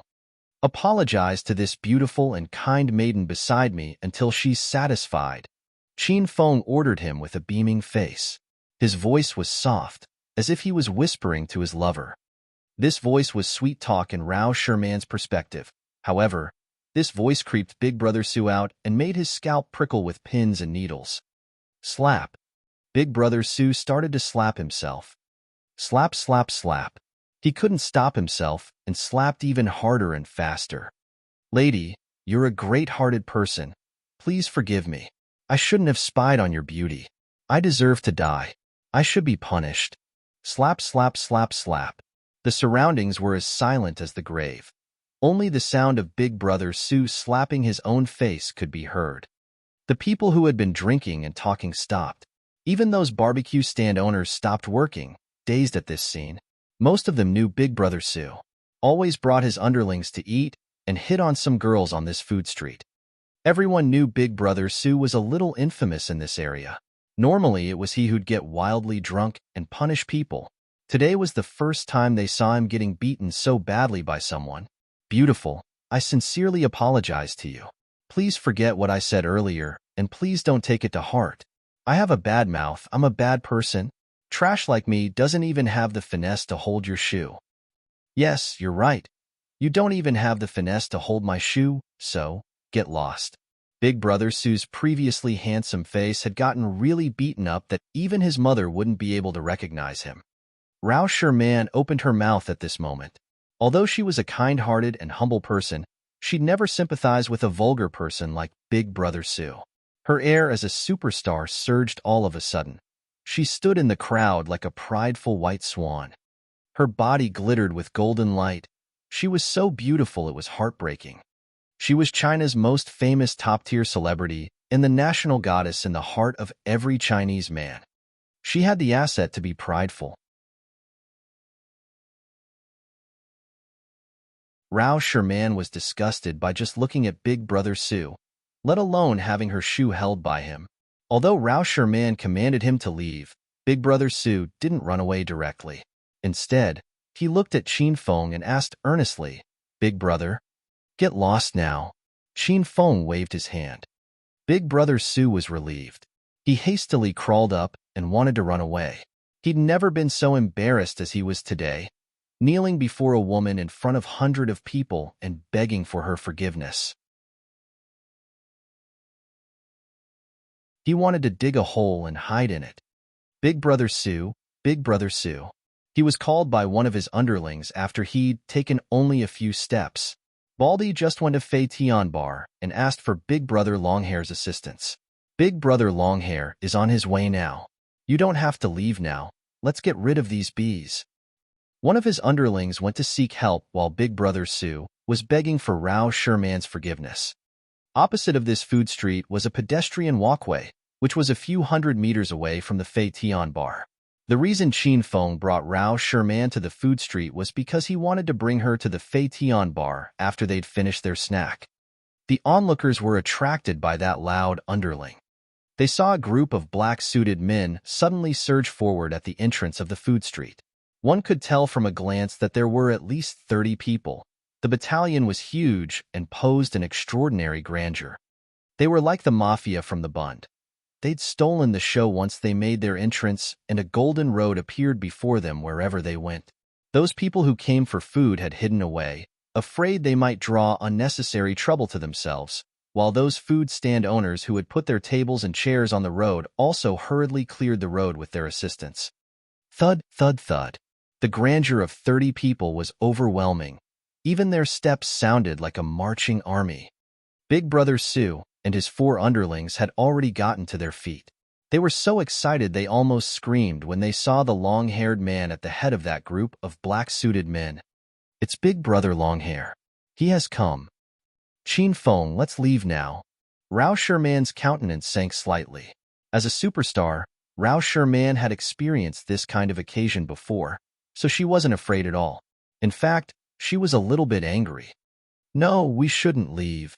Qin Feng halted Rao Sherman and looked at her gently. It's an honor for Acropolis City's citizens to have the beautiful Sherman here, while I, as a local, should host you well. If somebody bullied the beautiful Sherman and I didn't care about it, then how could I continue to be your friend? But they have so many men with them. A wise man knows better than to fight when the odds are against him. Let's just go. Rao Sherman furrowed her eyebrows deeply and looked worriedly at Qin Feng. Why should we leave just because they have the advantage? Qin Feng countered Rao Sherman with a solemn expression. He then shook his head and said, I have nothing to say if we're on the wrong, but they're the ones who did wrong, and it's natural for me to teach them a lesson. Now they've got help and have more men than us, so we should just flee with our tails between our legs. Then how about the great spirit of our China? Where's our justice? Where should I put my face and my morality? How should I face Sherman in the future? How can I stand tall and be a man in front of Sherman again? I'm not alone at the moment. I'm not Qin Feng now. I'm the representative of the 3 million people in Acropolis City. I also represent the spirit of the 13 billion population of China. Qin Feng felt he was fucking awesome right now. He was grateful he learned his Mandarin well when he was young. Right now, he felt moved to tears by his own words. It was right at this breathtaking and emotional moment, before he could finish his speech from the bottom of his heart, that Qin Feng was interrupted by Rao Sherman. Qin Feng, are you an acquaintance of that long-haired guy? With a lovely, mirthful smile, Rao Sherman eyed Qin Feng. Qin Feng was instantly deflated. He blanked out and forgot all the classic lines in his head. Of course he knew him. Long Hair was Qin Feng's underling. His acquaintance with Long Hair was the ace he had up his sleeve. That was why he refused to retreat and was still in the mood to flirt with her. Qin Feng wasn't dumb, stupid, or an idiot. If he knew his opponent was stronger than him, he'd have already run away with Rao Sherman without her needing to speak. I don't know him. With a solemn expression, Qin Feng looked at Rao Sherman and shook his head.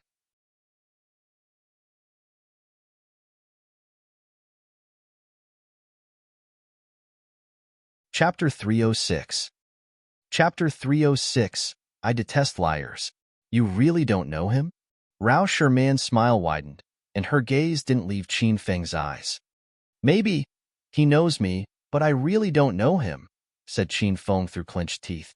As Qin Feng and Rao Sherman discussed whether or not Qin Feng knew long hair, the man in question swaggered over with his entourage in a flashy manner.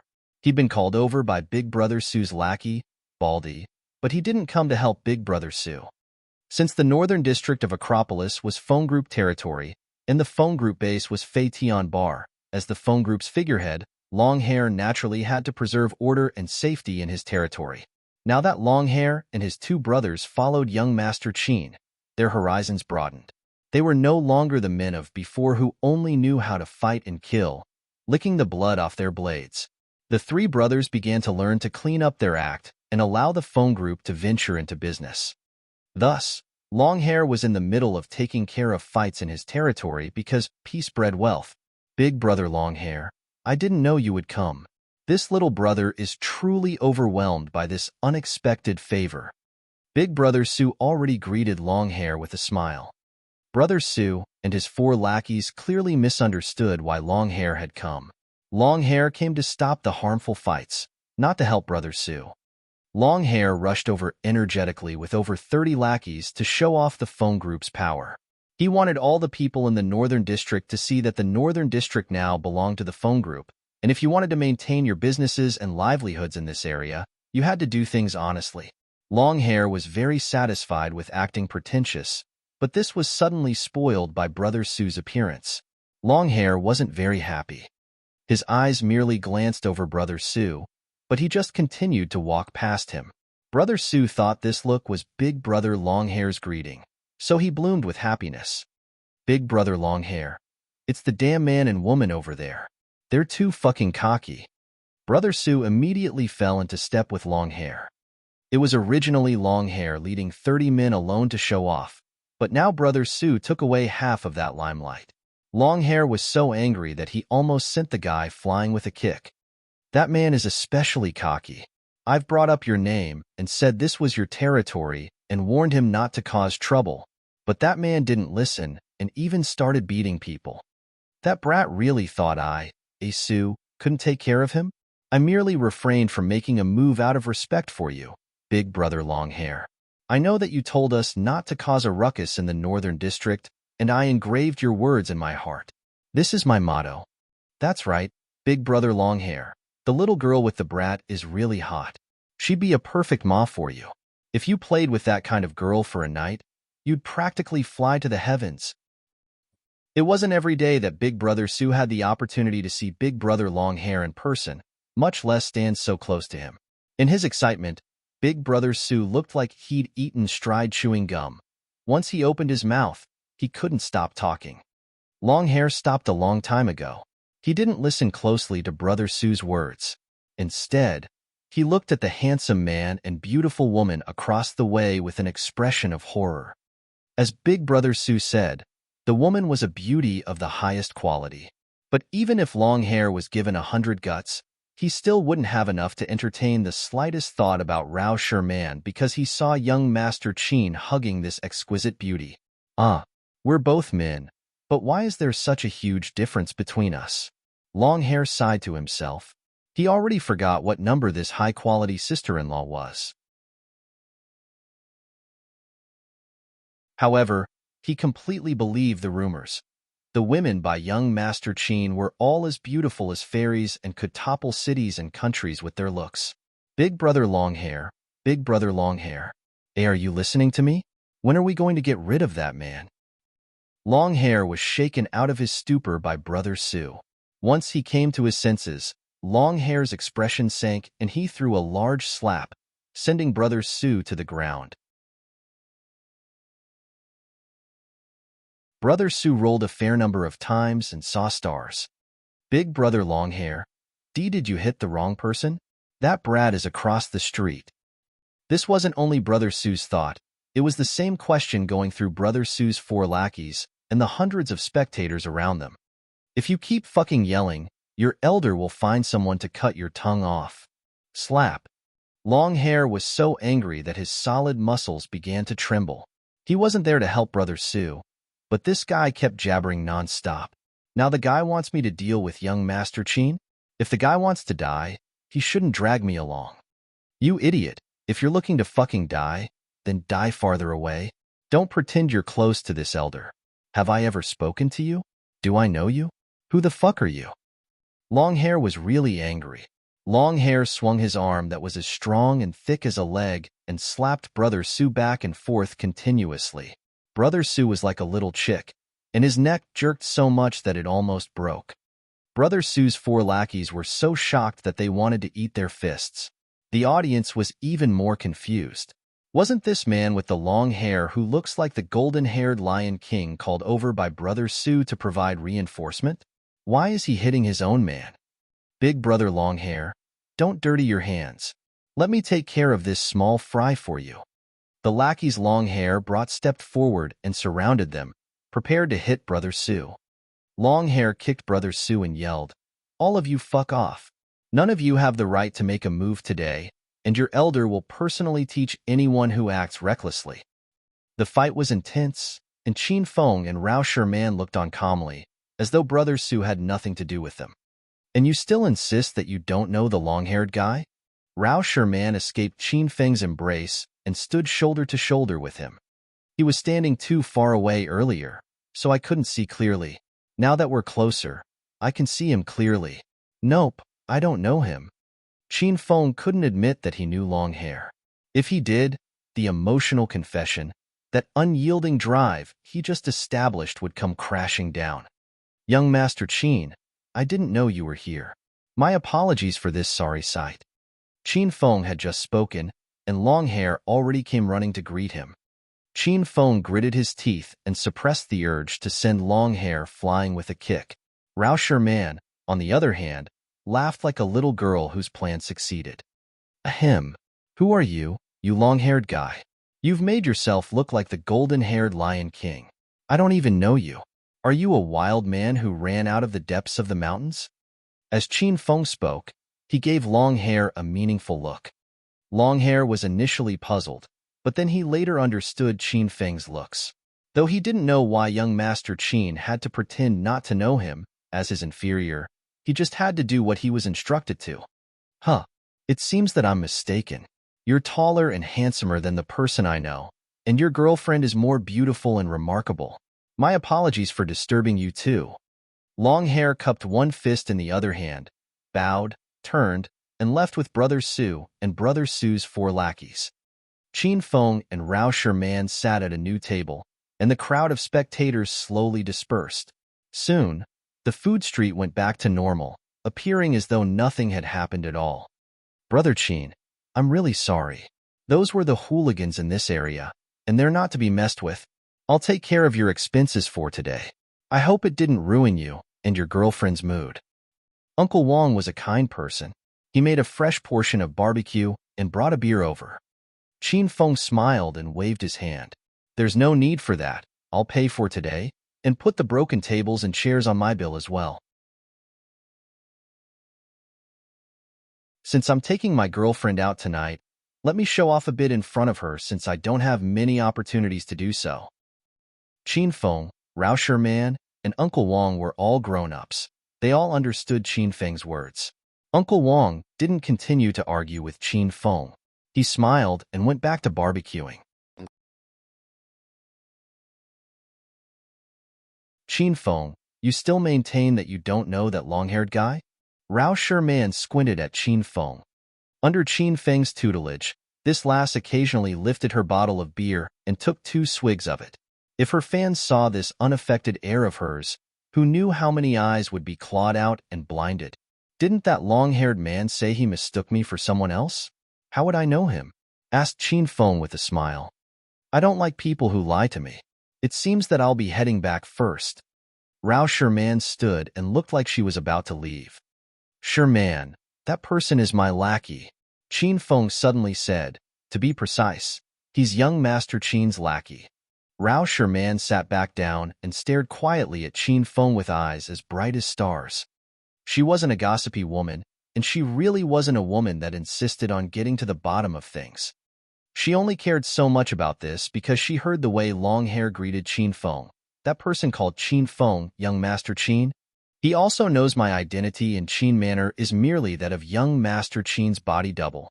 Chairman Qin's business is too large, so he's gained a lot of enemies. These people all have their eyes on young Master Qin. Young Master Qin was also kidnapped a good number of times. In the end, Chairman Qin used me as young Master Qin's decoy. This fooled a lot of people, and that strong, long-haired man is one of them. He's always thought I was young Master Qin, so I was a little tongue-tied. I didn't lie to you. He knows me, but I'm really not all that familiar with him. Qin Feng looked at Rao Sherman with seriousness. You should have just told me earlier. Rao Sherman was quiet for a while, and then a radiant smile graced her lovely features. That's right, before those hooligans showed up, you seemed to have something important to say to me. Qin Feng immediately took Rao Sherman's slender, lily-white hands, thought for a bit, and looked deep into her eyes. He didn't get the chance to open his mouth before his phone rang in his pocket. Qin Feng pulled out his phone with a huff and was about to smash it. However, once he saw the caller ID, his expression changed drastically and he looked like a whole different person. It was a call from Mother Lin.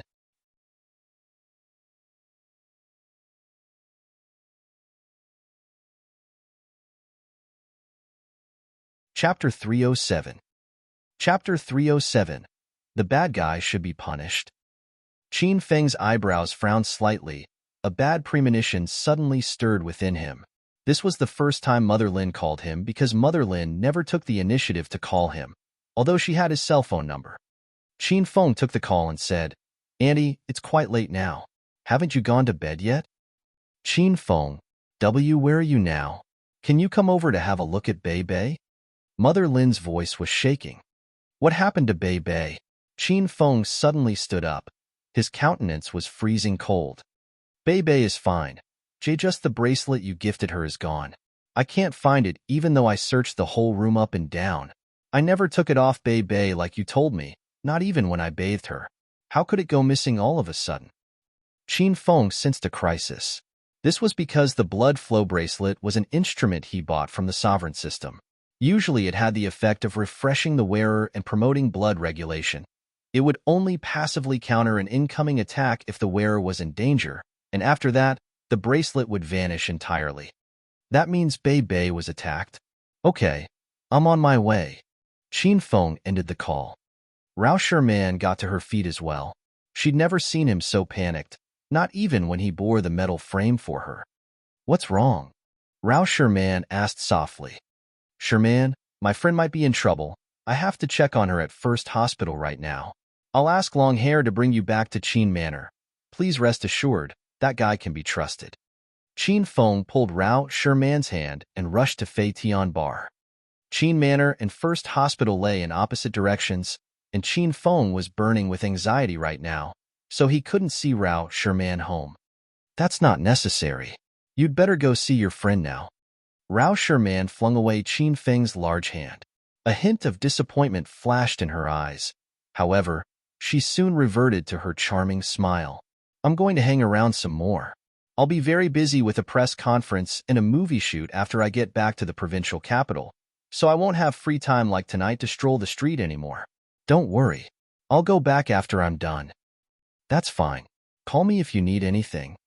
Qin Feng bid adieu to Rao Sherman and rushed to First Hospital using the Mercedes-Benz.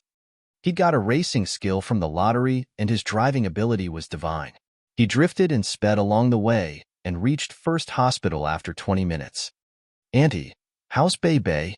Qin Feng breezed in and arrived at Bei Bei's special care ward. When Mother Lin saw Qin Feng, she got up hastily from her daughter's bedside and welcomed him. Qin Feng, you're here. Bei Bei's fine. It's just that the bracelet on her hand is gone, and I couldn't find it no matter how hard I try. It's so weird. Mother Lin explained, her eyebrows furrowed. Qin Feng trotted to Lin Bei Bei's bedside and saw her left wrist was bare. The blood flow bracelet really had disappeared. Auntie, did anyone come into this ward earlier? Yes, that Dr. Zhang, Bei Bei's attending physician, was here just now. Do you still remember him? You've met him before, replied Mother Lin after she thought for a while. Qin Feng's countenance became chilly. When he met Zhang Tianhua last time, he had already noticed that the other man's gaze at Lin Bei Bei was amiss. However, Qin Feng hadn't thought too much since they were at the hospital and Mother Lin was always by Lin Bei Bei's side. But now it seemed that fellow was the most obvious suspect. Auntie, tell me what happened after Zhang Tianhua came in tonight. The more details, the better. It was rare to see a solemn and cold Qin Feng. Mother Lin seemed to realize this was a serious matter. She hastily pulled Qin Feng to sit at the bedside and told him everything that had happened tonight. What time do you usually go to bed, Auntie? Queried Qin Feng, frowning deeply after he heard Mother Lin's recount. Actually, my daily task is just taking care of Bei Bei. It's not that tough, and I go to bed every night around midnight. This was because normally I clean Bei Bei's body at 10 o'clock. I'm not sure why I suddenly fell asleep at 8 o'clock tonight. A flame of fury ignited in Qin Feng's heart. He already had a grasp of the situation. Zhang Tianhua harbored dirty thoughts of Bei Bei, so he deliberately drugged Mother Lin, making her fall unconscious, and then tried to do something bad to Bei Bei. Except that Zhang Tianhua didn't know Lin Bei Bei had an instrument, so he was blown away by the blood flow bracelet when he attempted to harm her. Zhang Tianhua, you're playing with fire. Qin Feng dissed Zhang Tianhua in his heart, gritting his teeth. Qin Feng, what happened? Mother Lin was frightened by Qin Feng's grim look. This was the first time she saw an extremely enraged Qin Feng. Mother Lin knew Qin Feng's identity. He was the first prince of Acropolis City. The consequence of angering him would be disastrous. Auntie, let me bathe Bei Bei tonight. Nothing has happened. Please don't think too much and have a good night's sleep. Qin Feng's countenance softened as he looked at Mother Lin. He lifted Lin Bei Bei lightly and went to the bathroom. Mother Lin hesitated for a minute when she saw Qin Feng's movement. However, she ultimately didn't stop him. Lin Bei Bei's special care ward was specially chosen by Qin Feng. The amenities were very good, just like a presidential suite, and the bathroom was big. It had a couch, a shower, and a bathtub. Qin Feng swiveled the faucet and let the water fill the bathtub. He then placed Lin Bei Bei on the couch, squatted beside her, and stroked her delicate face with his palm. Bei Bei, is Zhang Tianhua the one who wanted to harm you? Qin Feng stroked Lin Bei Bei's face like he was touching a precious treasure. He knew Bei Bei could hear his voice as he saw Lin Bei Bei's tears suddenly stream down her face. These seemingly endless teardrops were like needles in Qin Feng's heart, and he knew this was Lin Bei Bei's answer. That Zhang Tianhua is indeed a beast dressed in a human coat. He won't even pass up a human vegetable. Qin Feng hated himself for not protecting Lin Bei Bei properly. He hadn't taken a good care of her when she was healthy, and he almost got her harmed when she was in a coma. Qin Feng couldn't imagine what would have happened if he hadn't bought the blood flow bracelet for Bei Bei. He didn't dare to think. His heart would shatter by just thinking of it. Please don't cry, Bei Bei. I'll help you bathe now, and I'll settle accounts with Zhang Tianhua afterward. The blood flow bracelet protected you from his harm, and I know he didn't even lay a finger on you. But I'm still very sorry for what has happened, and I know you don't feel good either. Let me take your clothes off and help you bathe. After this, we'll just forget about this matter, okay? Qin Feng wiped off her tears. Lin Bei Bei, who had sobbed with her tears falling like rain, stopped crying and lay quietly and obediently on the couch. Qin Feng placed his hand on Lin Bei Bei's top and unbuttoned it. His movement was light. He kept looking at Lin Bei Bei's eyes. Should this last shed a tear, Qin Feng would stop and give up on the idea of giving her a bath tonight. However, Lin Bei Bei didn't shed a single tear even with her top removed, and Qin Feng had an illusion that Lin Bei Bei was actually smiling at him. She'd widen her attractive large eyes and curl the corners of her mouth high. She was so graceful that people would care and love her unceasingly. Qin Feng carried a naked Lin Bei to the bathtub side. Lin Bei's skin was warm and delicate. She was soft when Qin Feng held her in his arms, and he felt she might slip out of his embrace at any moment. The lukewarm water nourished Lin Bei's body.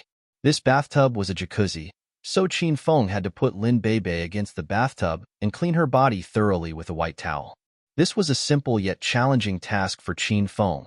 He had to close his eyes and breathe with his mouth opened wide several times. Lin Bei was a beauty. She was gorgeous and had a slender body figure. Qin Feng admired himself for being undisturbed when a beauty lay quietly in front of him, naked. No one knew how much time had passed when Mother Lin's voice drifted in from outside the door. "Qin Feng, are you guys done? Please don't get me wrong. Take more time bathing Bei if you aren't done yet. Auntie believes in you. Because I washed the bathrobe this morning and dried it outside, please call me once you're done. I'll send you the bathrobe. Then bring the bathrobe inside now, Auntie." "I'm done bathing Bei already." Qin Feng went to the door and took the bathrobe Mother Lin brought over. Mother Lin was a little bit shy. Qin Feng smiled and returned to Lin Bei's side. He held her in his arms and carefully wiped the water droplets off her body. "Qin Feng, thanks for your hard work." Qin Feng walked outside with Lin Bei in his arms. Qin Feng's shirt was damp and stuck to his body while Lin Bei was sheathed in a snow-white bathrobe and lay quietly in Qin Feng's embrace. She was glamorous, beautiful, and delicate. Didn't you bathe with Bei? How did you get your shirt all wet?" Mother Lin just realized Qin Feng was wet. She'd expected Qin Feng to get into the bathtub with her daughter. It wasn't that Mother Lin had a perverted mind. It was because Lin Bei was in coma now, so she couldn't move or speak, and it was troublesome to bathe her. The task was smoother only if both of the people got into the bathtub together. "Auntie, I'm fine. Bei just had a bath. Please dry her hair, or else she'll see a cold. I've something to do now, so I'll excuse myself first. I'll come visit Bei after a while." Qin Feng placed Lin Bei on her bed and prepared to find Zhang Tianhua. "Qin Feng, will you be fine alone?" Mother Lin suddenly grabbed Qin Feng's arm. She knew something beyond her imagination had happened, and she knew Qin Feng was now going to resolve the problem. "Auntie, don't forget that I'm young Master Qin of Acropolis City. What can he do to me?" Qin Feng smiled gently at Mother Lin as he didn't want her to worry about him. "Okay, Bei and I will wait for your return here. You must come back. Bei can't live without you," Mother Lin said with tears in her eyes. Qin Feng's countenance sank. He turned around and left the room. Bad guys should be punished. He wanted Zhang Tianhua to suffer a fate worse than death.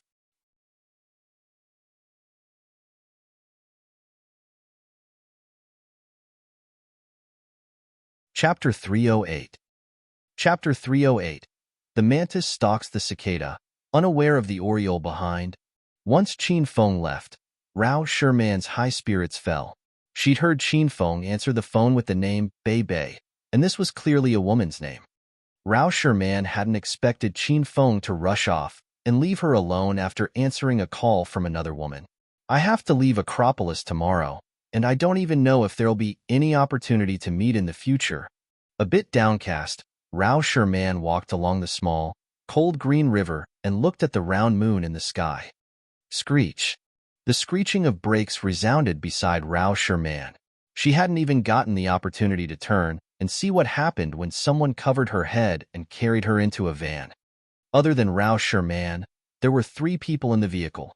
2 of them were in charge of abducting her, and the last sat in the front and drove. "Wawa, who are you people? Release me this instant." Rao Sherman screamed for her life in the back, but the 3 people ignored her.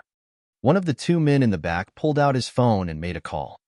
"Prince Zhou, we got her and we're heading back right now." Good. Get back quickly and drive safely."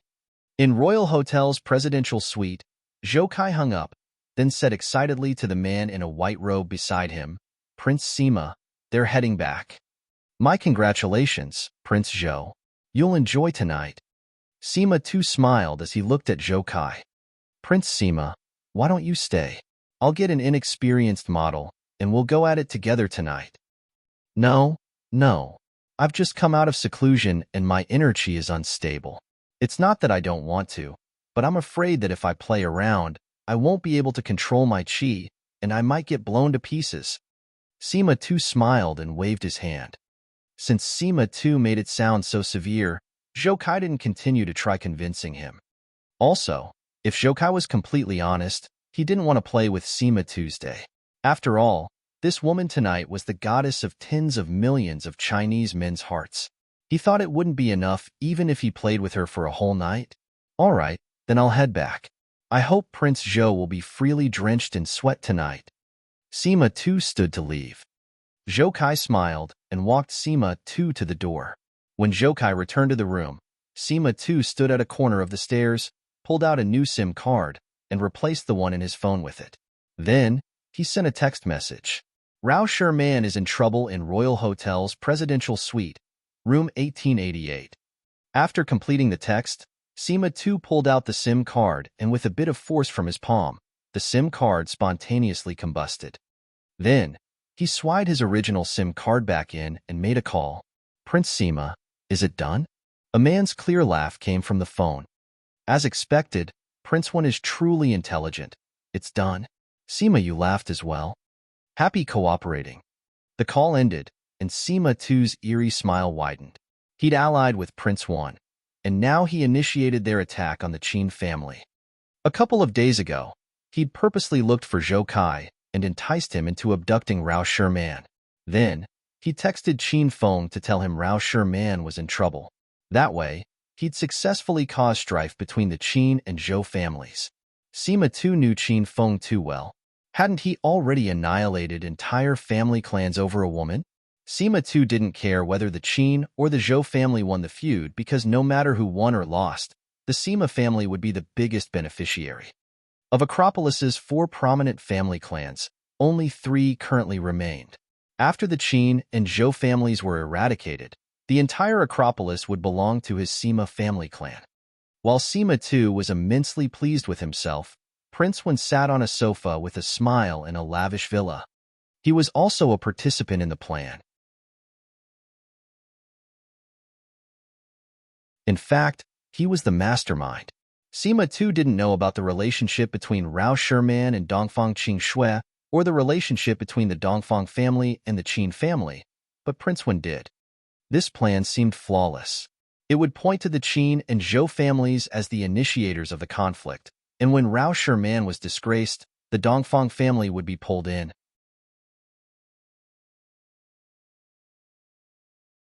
However, if Rao Sherman and the Qin family were acquainted, and the Dongfang and Qin families were also connected by an engagement, this situation then became immensely different.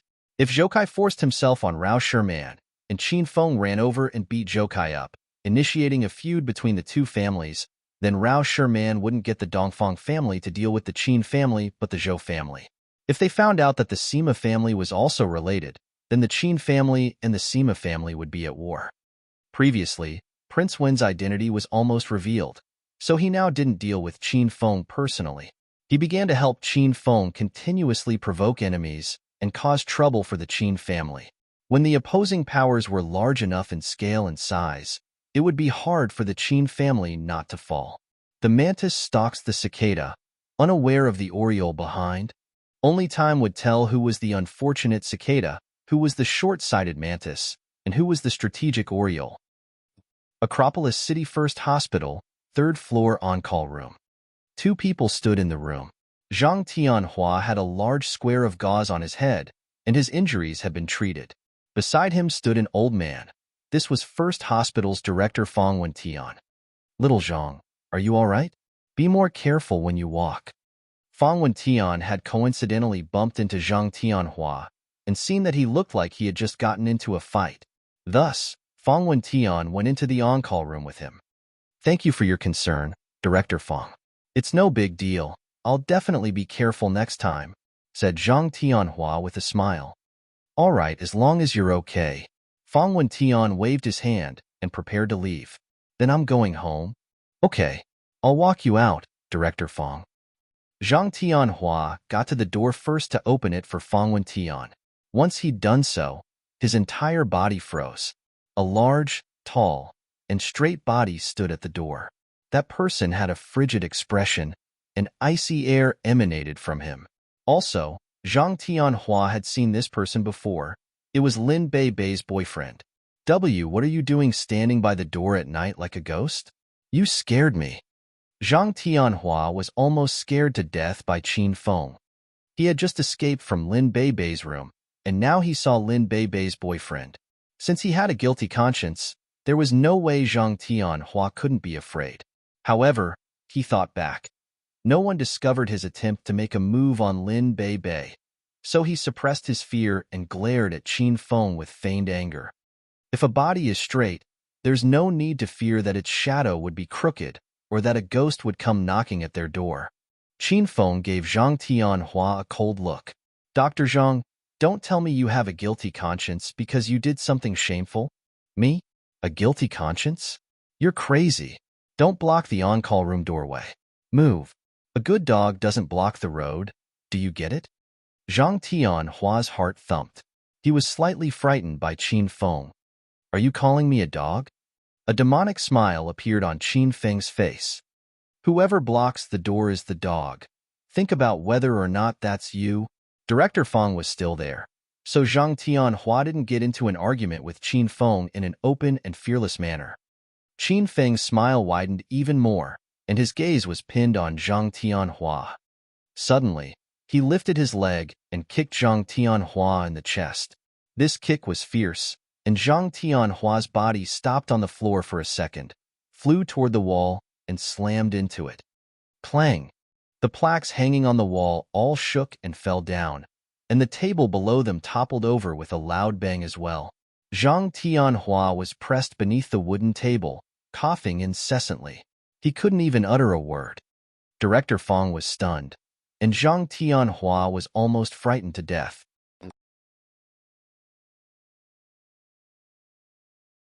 He hadn't expected that just mocking Qin Feng and alluding that Qin Feng was a dog would cause this guy to attack him in front of the director, and with so much strength. With one kick, Zhang Tianhua felt as though his insides had shifted. Qin Feng took 3 large strides, then arrived before Zhang Tianhua and stomped on the wooden table on Zhang Tianhua's back.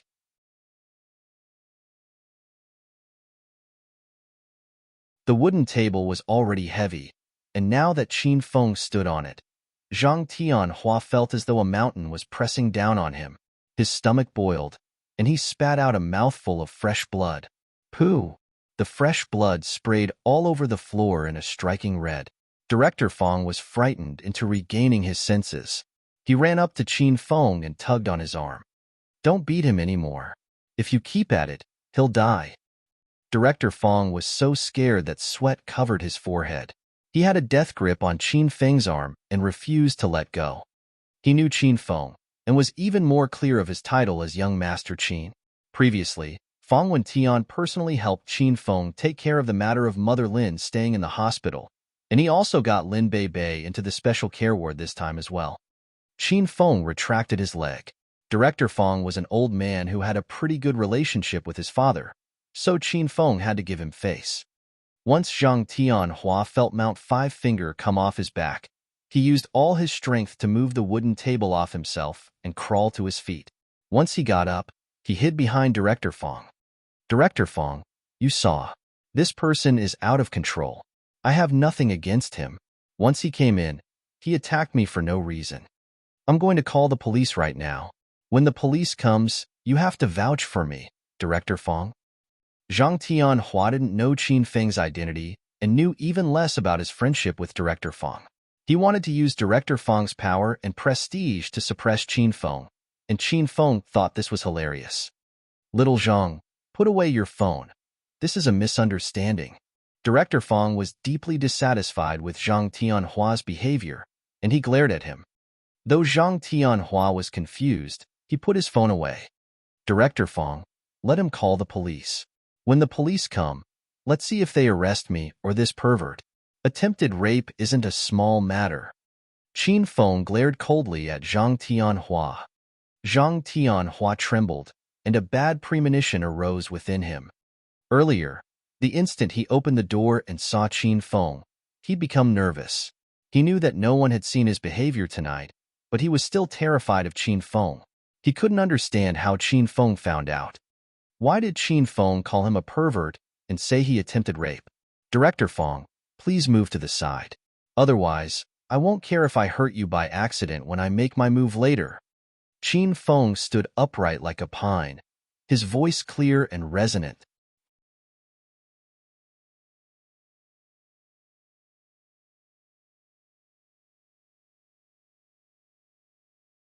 Chapter 309. Chapter 309. Beaten into a eunuch. Zhang Tianhua didn't know the relationship between Director Feng and Qin Feng. He was so happy that he laughed in his heart when he heard Qin Feng talk with attitude. After all, who was Feng Wentian? He was the director of First Hospital, a greatly renowned physician who healed the wounded and the dying.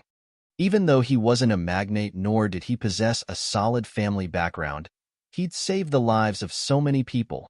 Tyrants, hedonistic young masters, even a gang leader had owed him a big favor. A person like him wouldn't look for trouble, and trouble would never dare to find him. What an ignorant fool. How could a little brat like you talk that way to Director Feng? Zhang Tianhua quickly warded Director Feng and yelled with righteous indignation, "How dare you play tough in our First Hospital? You're even threatening our beloved Director Feng? Do you think this place is a market, little brat? You're not going to get out of this on-call room unscathed today." Since Feng Wentian was behind Zhang Tianhua didn't realize his director's countenance had become chilly. He turned his head and smiled at Director Feng. "Please don't be afraid, Director Feng. Today, little Zhang is here. I won't allow this little brat to lay a finger on you. Please call the police now. We must arrest this little brat and teach him a good lesson." Zhang Tianhua felt it was useless for him to make the call. However, if it was Director Feng who called the police, he might be able to ask some of his acquaintances to come over, and then this Qin Feng would be a dead meat. "Little Zhang, move away," Feng Wentian commanded with a frosty countenance.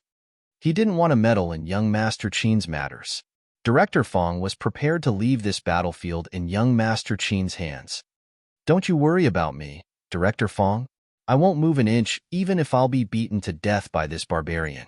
I won't let him harm you." Zhang Tianhua talked with his chest puffed out, as he was taking pride in his ass-kissing skill. Before he could finish his sentence, he felt somebody smack the back of his head. "Move." Director Feng was an oldster. He was now choked with anger and gave a huge smack to Zhang Tianhua's head. Dazed, Zhang Tianhua turned his head to look at Director Feng. Is this geezer crazy? How could he casually hit someone? Zhang Tianhua wondered in his mind. Slap. Director Feng gave another slap on Zhang Tianhua's face and yelled coldly, "Move." Zhang Tianhua was totally flabbergasted. This was the first time he'd seen an angry expression on the face of that friendly and kind Director Feng. Zhang Tianhua didn't dare defy Director Feng anymore. He instinctively turned aside and gave way. Feng Wentian ignored him entirely. He walked up to Qin Feng and smiled. "Young Master Qin, give this old man face. Just don't kill him." "Thank you, Director Feng. I'll personally pay you a visit for a cup of tea afterward." Qin Feng nodded. Director Feng left the on-call room directly. He even shut the door for them. He was wise enough to see through the situation. If young Master Qin accused Zhang Tianhua of attempted rape, then Zhang Tianhua must have really perpetrated such a filthy affair. Otherwise, why would young Master Qin proactively look for trouble with a nobody like Zhang Tianhua? This was because Qin Feng needed no reason to get rid of Zhang Tianhua.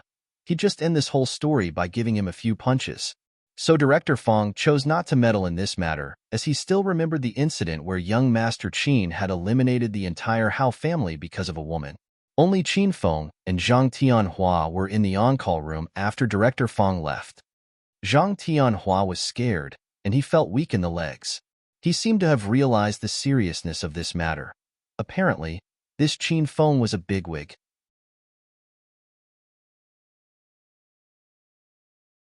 "Don't you come over. What are you trying to do? You little brat. We don't know each other, and there's no enmity between us. You can't simply hit me for no reason. Seeing Qin Feng closing in on him, Zhang Tianhua was so frightened he couldn't speak fluently. Slap. Zhang Tianhua was slapped by Qin Feng and stars danced before his eyes. What did you do in Beibei's war tonight?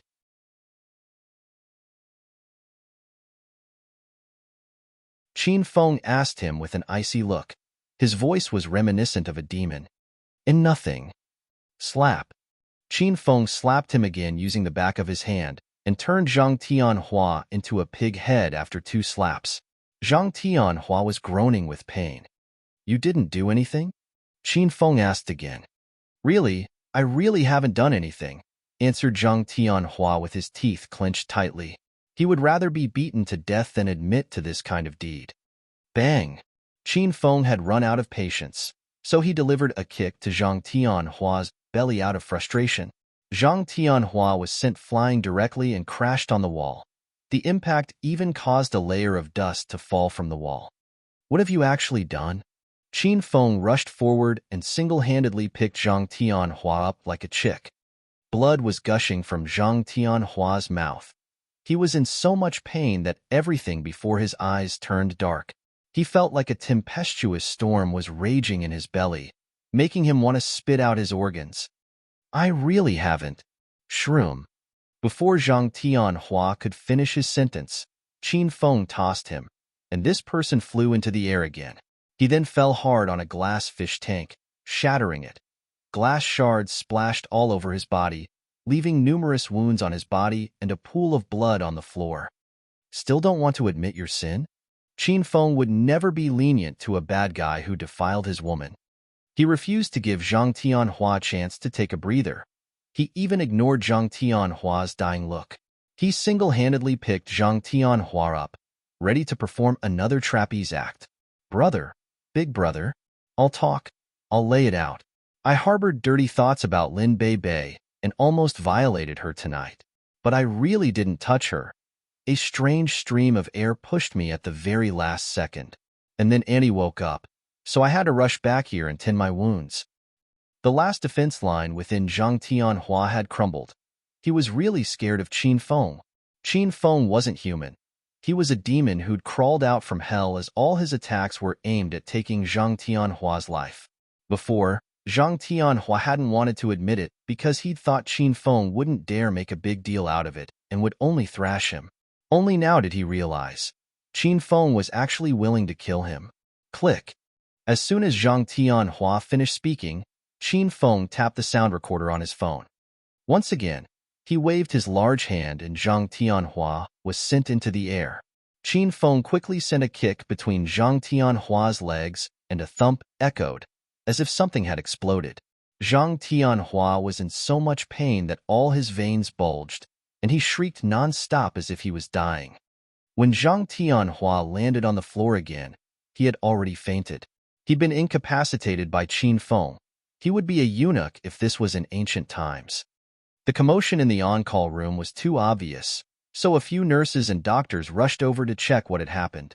When they saw the mess in the on-call room through the glass, all of them thought a war had taken place here. Qin Feng pulled out his handkerchief, wiped off the blood stains on his hands, and walked out the on-call room to wash his hands in the restroom. His expression was bland and his steps were light, as if Zhang Tianhua inside the room hadn't been beaten by him. After he cleaned off all the bloodstains on his body, Qin Feng then returned to Lin Beibei's special care ward. He chit-chat with Mother Lin for a moment, and a group of police officers arrived at the hospital. The leader of these cops was the fatty police officer that wanted to arrest Qin Feng at Lotus Lake last time. He already knew Qin Feng's identity, so he acted politely in front of Qin Feng.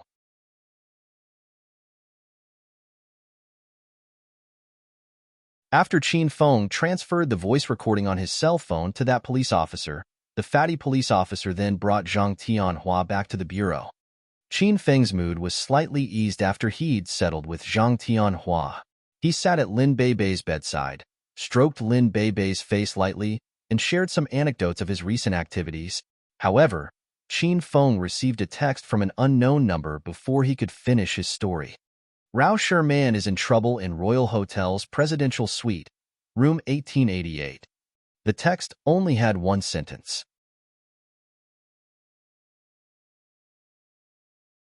Qin Feng's eyebrows furrowed deeply after he read the text, and he became nervous. He hastily called Rao Sherman's cell phone, to no avail. Her phone was shut down. Qin Feng then made another call to Su Ruoro, and she told him Rao Sherman hadn't returned to Qin Manor yet. Qin Feng's mood became grimmer. Rao Sherman attended the royal group event as their VIP. If she encountered any mishap during her stay in Acropolis City, needless to say how severe the consequences would be, Qin Feng knew he would forever blame himself. "Auntie, I have other things to do now. I'll visit Bei Bei next time when I'm free." Qin Feng got up and headed outside. Mother Lin saw him out partway until the door. Qin Feng drove the Mercedes-Benz to Royal Hotel after he got out from the hospital. While driving, he considered who was after Rao Sherman. Why'd they choose Royal Hotel as their base? Don't they know Royal Hotel is my territory? The Golden Assassin crew?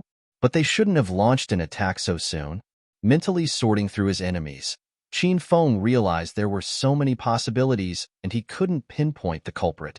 Besides, the opponent might actually have been aiming for Rao Sherman and just happened to choose Royal Hotel as their base. Anyway, Qin Feng wouldn't allow anything bad happen to Rao Sherman. Qin Feng cared for her, especially after learning Rao Sherman was the little girl from 8 years ago. The Mercedes-Benz breezed down the roads at lightning speed, the sight even more thrilling than the Fast and the Furious. Qin Feng darted along the way and soon arrived at the entrance of Royal Hotel. "Chairman Qin." "Oh, it's young Master Qin. It's been a long time since you've been to Royal Hotel." Qin Feng drove his dad's car, so the hotel security guard had mistaken him for Chairman Qin after seeing the car's plate number. Qin Feng followed hotel security guard to the front of Royal Hotel.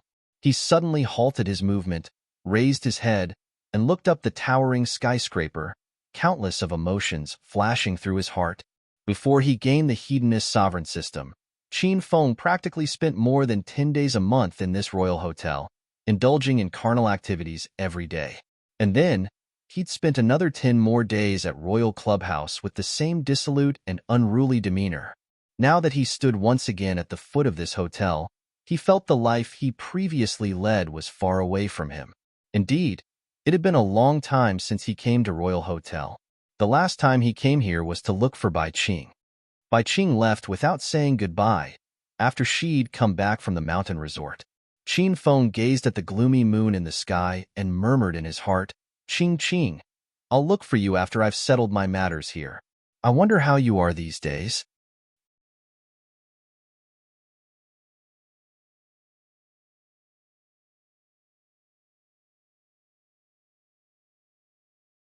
Chapter 310. Chapter 310. The Tragic Pawn. After Rao Sherman was kidnapped, she fought incessantly, but she couldn't struggle free even when they arrived at the hotel doors. In the end, the abductors knocked her unconscious and took her to Royal Hotel's presidential suite, room 1888. There were 2 people in the room. One was Rao Sherman, who was out cold on the floor. The other was a man who squatted before her, admiring her beautiful and charming face in detail. "China's #1 pure jade girl. You really live up to your title as the country's goddess. I like it. Haha."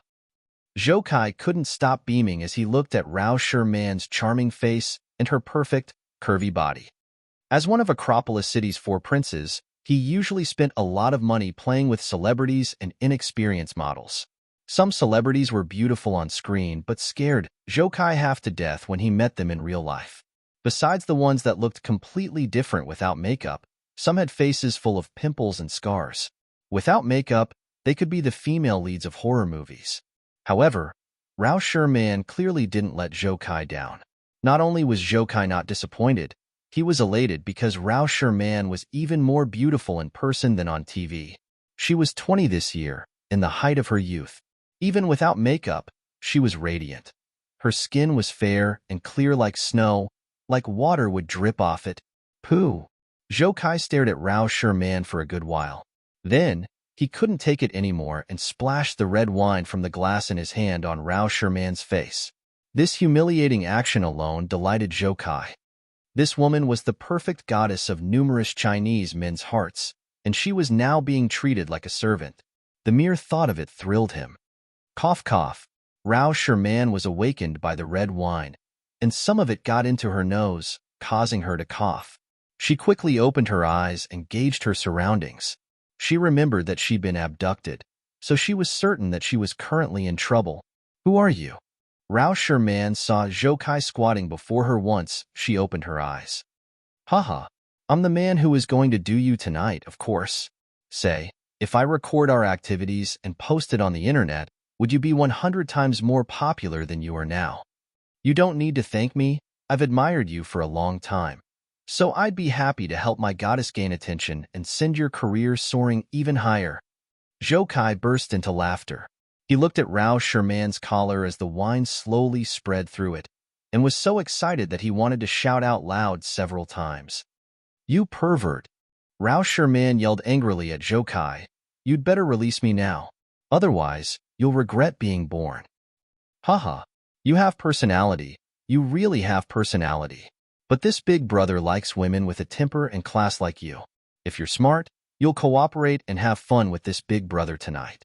That way, I guarantee that the footage won't be leaked. The ball's in your court, you decide. This is a very important decision, so I hope you'll consider it thoroughly, Miss Sherman. Rao Sherman's hands and legs were tied, and she struggled for her life.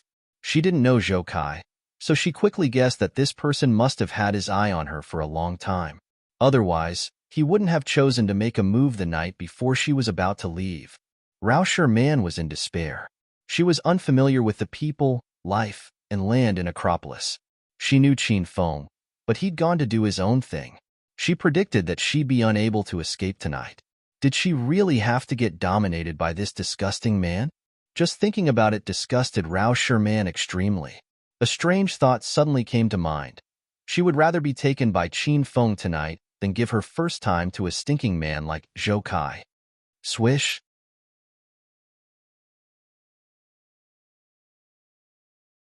Zhou poured another glass of wine on Rao Sherman's body. Rao Sherman wore a white short-sleeved shirt and blue jean shorts. The red wine quickly dripped from her charming face to her white t-shirt, dyeing the chest area of her shirt red. This red looked like fresh blood, sexy and bloody. It slowly seeped through Rao Sherman's clothes and stuck to her chest, revealing the black bra beneath her shirt.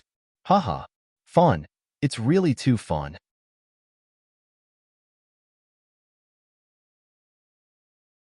Zhou was thrilled by and immersed in this wine-pouring game, and he kept pouring wine on Rao Sherman's face over and over again without getting fed up with the activity.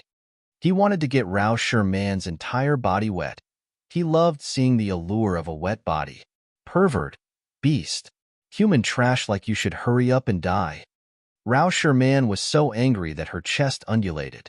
She was originally a strong woman, but a couple of tears now formed in her lovely eyes. If Rao Sherman hadn't raised her head, the tears would have fallen out of her eyes. You think this big brother is a beast now?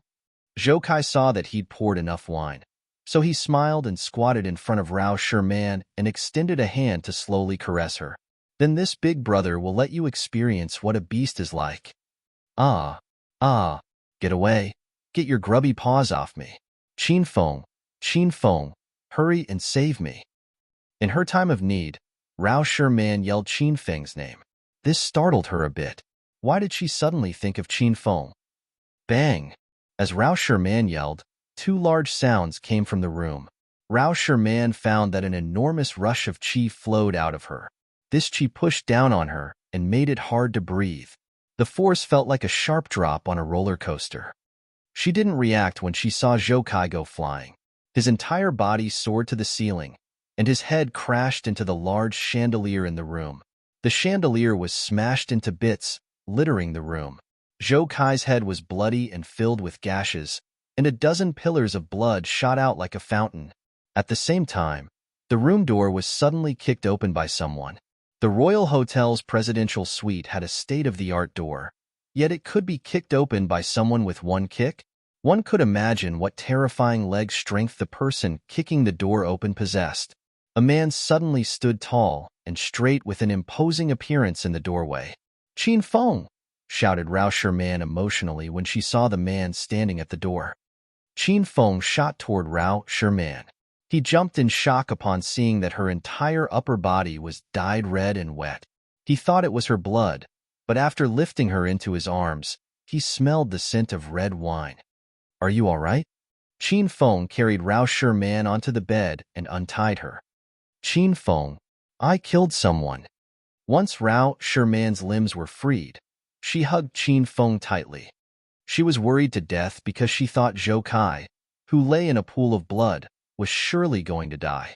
She still hadn't figured out what that sudden chi flow that came out of her was.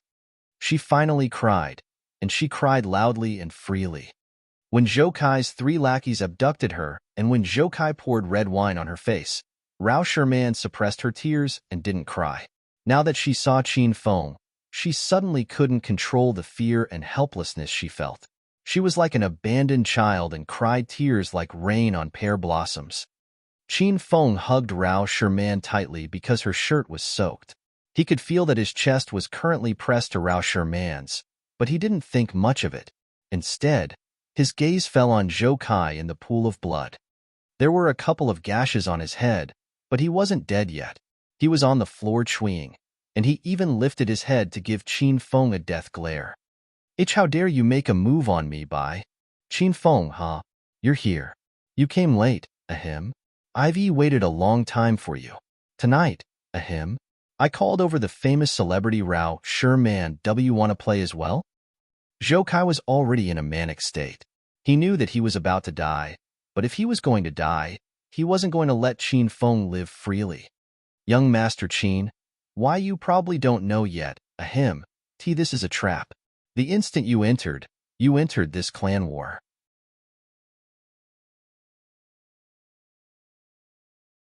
Ahem, you can force yourself on Rao Sherman with me, Zhou Kai, tonight, but if I die, how do you think the Zhou family members will deal with you? Right, I'll tell you something else. Prince Sima allied with me. The Sima family will join hands with the Zhou family and kill you." Qin Feng listened quietly to Zhou Kai's words. Who would have thought that this guy was already scheming to deal with the Qin family? Seems that what his father told him wasn't wrong, and his worries were well-founded as well. The criminal behind the scenes was beginning to become threatening.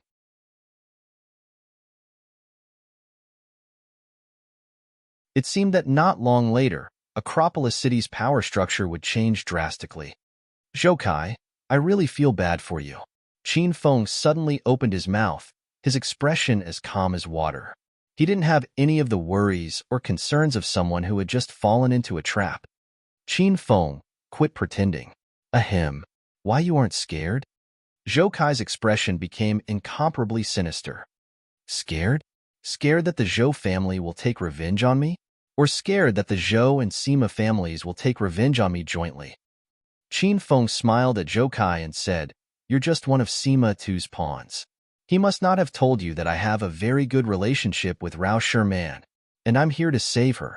Didn't you think it was strange I found out that Rao Sherman was in the Royal Hotel's presidential suite, room 1888? It's because someone texted me, and I'm certain that that person was Sima Tuesday. Sima Tu used you as bait to lure our families into battle. He won't step in to help your Zhou family immediately. He's going to wait until our families both suffer, then reap the benefits. You were someone else's pawn, and you threw away your life. You really are a loyal pawn. You're still in the dark, yet you're proud of yourself. You're worse than Hao Yun." Zhou Kai's expression became fierce and hideous due to a sharp pain. Rao Sherman couldn't look at his devil-like face and buried her face in Qin Feng's embrace. Zhou Kai died, and he died with unfinished business. He only came to his senses at the moment of his death. Before that, he'd been dissatisfied with being ranked 4th among the 4 princes by the people of Acropolis. He'd wanted to defeat Qin Feng, who was ranked 1st. He'd thought he was much better than Qin Feng and couldn't see how he was lacking in any way compared to the hedonistic young master. It was a matter of, bite off only what you can chew. One wrong move led to Zhou Kai's demise.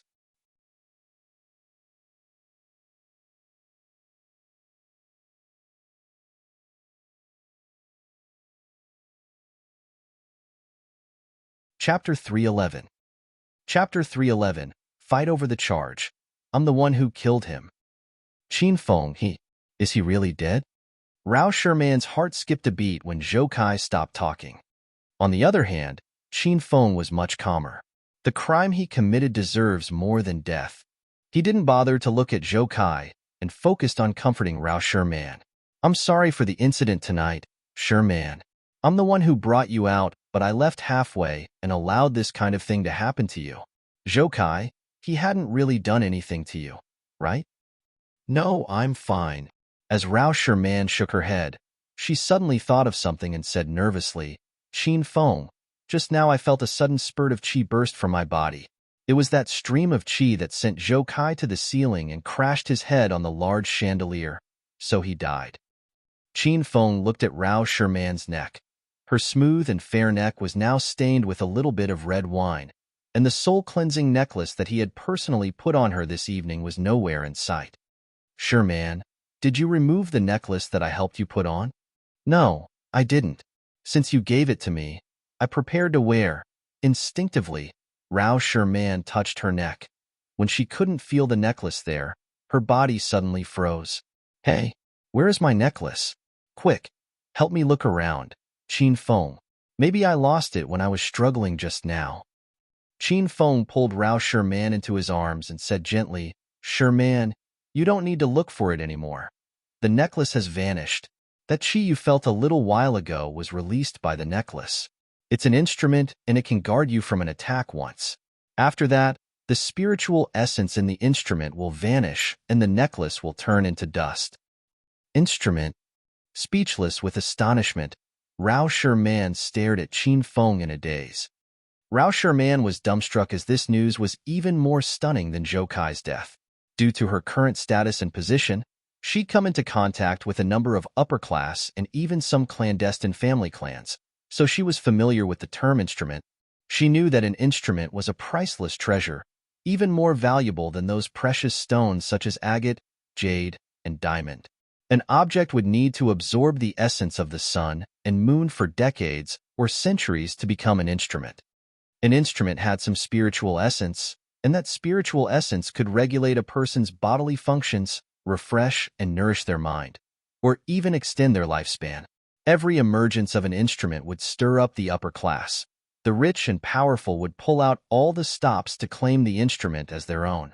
Even Elder Dongfang, who came from a large clan like the Dongfang family, had only collected a few instruments.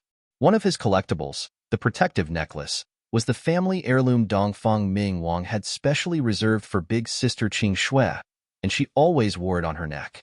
An instrument could only be met by chance, not by force. This was a saying of those elders in aristocratic families. From this, we can see how precious an instrument is. Rao Sherman never imagined that Qin Feng would casually gift her an instrument. Moreover, she was helpless after realizing she hadn't worn the instrument for even a night and it was gone already. You gave me an instrument, Qin Feng? Asked Rao Sherman as she couldn't accept the truth. So you knew about instruments. The instrument I gifted to you was a soul-cleansing necklace. It could revitalize a person's fatigue and calm a person's mind. I gifted it to you because I realize you're worn out as a celebrity and you always work too much, so I thought it'd be a perfect present for you. Qin Feng answered Rao Sherman's question with an indifferent manner, as if an instrument was insignificant to him.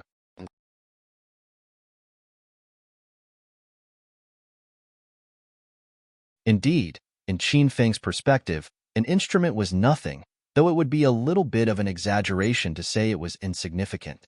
After all, the cheapest instrument in the system required 500 hedonist points, and it was hard for him to earn 500 hedonist points. However, those instruments were negligible when compared to the 4 orange-grade spiritual equipment Qin Feng had. If he knew how precious an instrument was for those aristocratic families, he would definitely buy a few more to sell to them.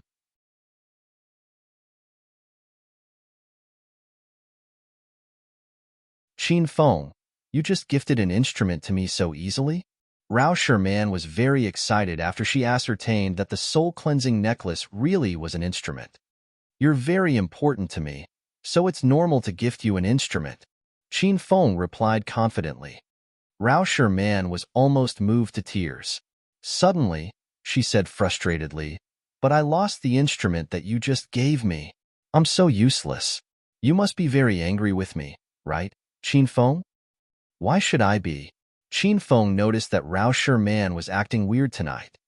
"The purpose I gave you the instrument is for your protection. Not only am I not angry, I'm grateful for the stream of qi the instrument released before it vanished.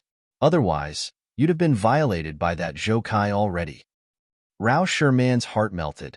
She'd never known she was so important to Qin Feng. Before, she'd thought Qin Feng got close to her and treated her nicely because of her beauty, her epithet as the country's goddess.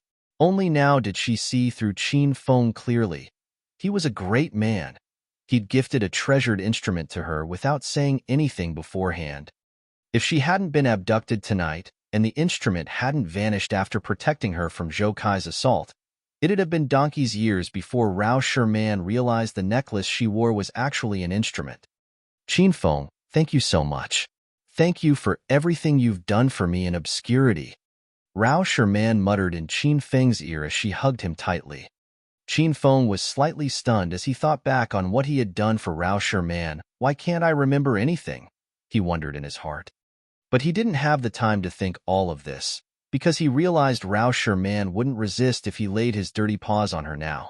Seizing his opportunity, Qin Feng quickly put his hands on Rao Man's fair back, rubbing back and forth. "Chump!"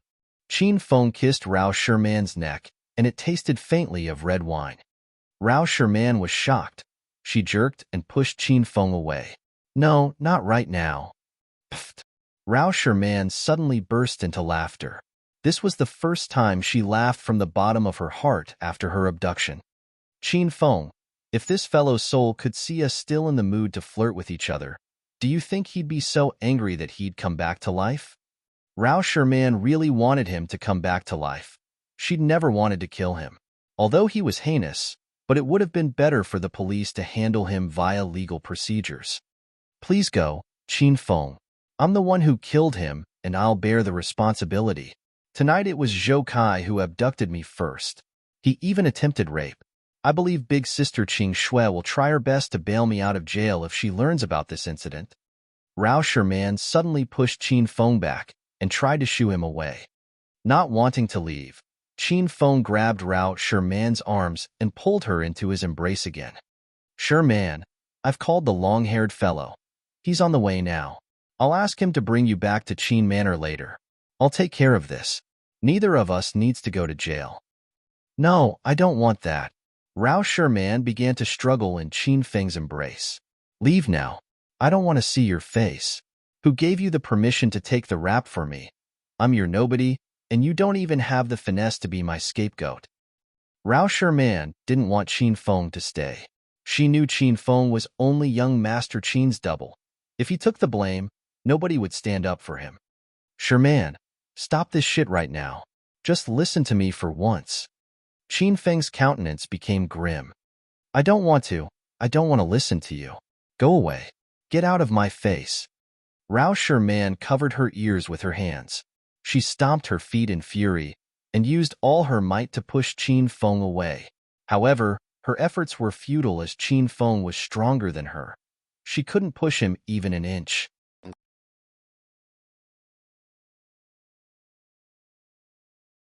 Young Master Qin, sister-in-law. Long Hair had rushed over. He was dumbfounded as soon as he entered the room. "Long Hair, send Miss Man back to Qin Manor now," Qin Feng ordered. Rao Man became even more anxious. She stuck her butt on the floor, refusing to leave. Now, she didn't have the aura of a superstar nor the prideful and dignified ethos. She was like a spoiled little girl who started to throw a tantrum because she couldn't get herself a candy.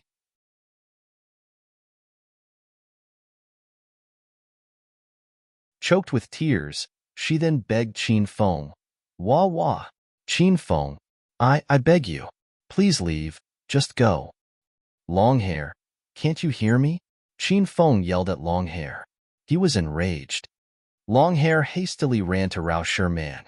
He suddenly halted and looked at Qin Feng. "Young Master Qin, please leave with sister-in-law. I'm the culprit. I'm the one who killed this fellow. Qin Feng and Rao Sherman were stunned by Longhair's statement, especially Qin Feng. A gush of warmth welled up in his heart. He felt he hadn't lived in vain. He now had so many women whom he loved and who loved him back, and a few brothers who were willing to risk life and limb for him. Qin Feng still remembered that when he killed Uncle Feng at the underground fighting arena in the Amethyst Dragon Palace, Zhang Biao had proactively shouldered the murder rap and was now still hiding somewhere. Today, Zhou Kai was dead, and Rao Sherman and Longhair were fighting to claim the charge for themselves. Even though both of them knew this was a capital offense, neither of them had hesitated or stepped down. Qin Feng was touched by them. This is fucking life. He suddenly felt that the former dissolute, hedonist young master Qin was dead, and that he'd been reborn into a real sovereign hedonist young master. Don't argue with me anymore. Longhair, bring her away now. Qin Feng's voice had softened. The death of Zhou Kai isn't as simple as it seems.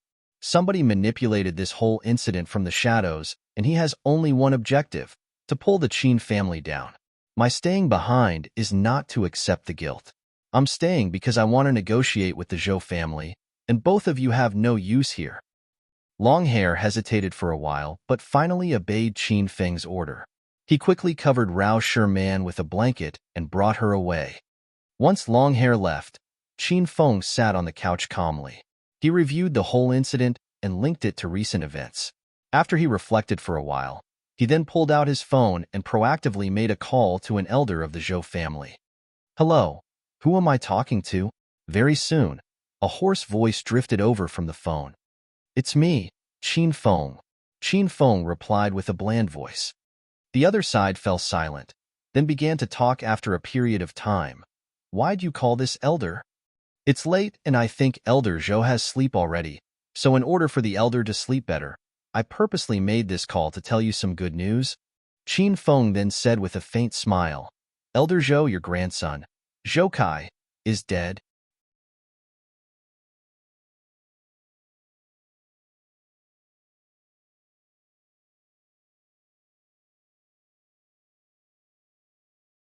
Chapter 312. Chapter 312, Negotiation. After receiving Qin Feng's call, how could Elder Zhou continue sleeping? He was afraid that if he fell asleep, his grandson, Zhou Kai, would appear in his dreams and haunt him. Half an hour later, Royal Hotel's presidential suite, room 1888, was unusually lively. Other than Qin Feng, a large group of Zhou family members appeared. Elder Zhou rushed over urgently with his 4 sons. His 4 sons were called Zhou Shunfeng, Zhou Shuntiao, Zhou Shunyu, and Zhou Shun. The 4 of them had the word Shun in their names, and together, their names meant Feng Tiao Yu Shun. Elder Zhou gave his sons these names due to the message these words formed, but the Zhou family hadn't experienced favorable conditions these couple of years. In particular, Zhou Kai, the son of the eldest, Zhou Shunfeng, stirred up trouble all day and gave the Zhou family a considerable amount of problems. Unfortunately, Zhou Kai was the eldest grandson of the Zhou family, and in the direct line of inheritance. When he did bad things, the family clan indulged him, and this was what created the current troublemaking and skirt-chasing human trash that was Zhou Kai. Son, what's wrong with you? Who did this to you? Son, wake up. Don't scare me. Zhou Shunfeng bent over Zhou Kai. Elder Zhou and the 3 remaining sons weighed from the sidelines. The 4 of them had extremely cold expressions, especially Elder Zhou.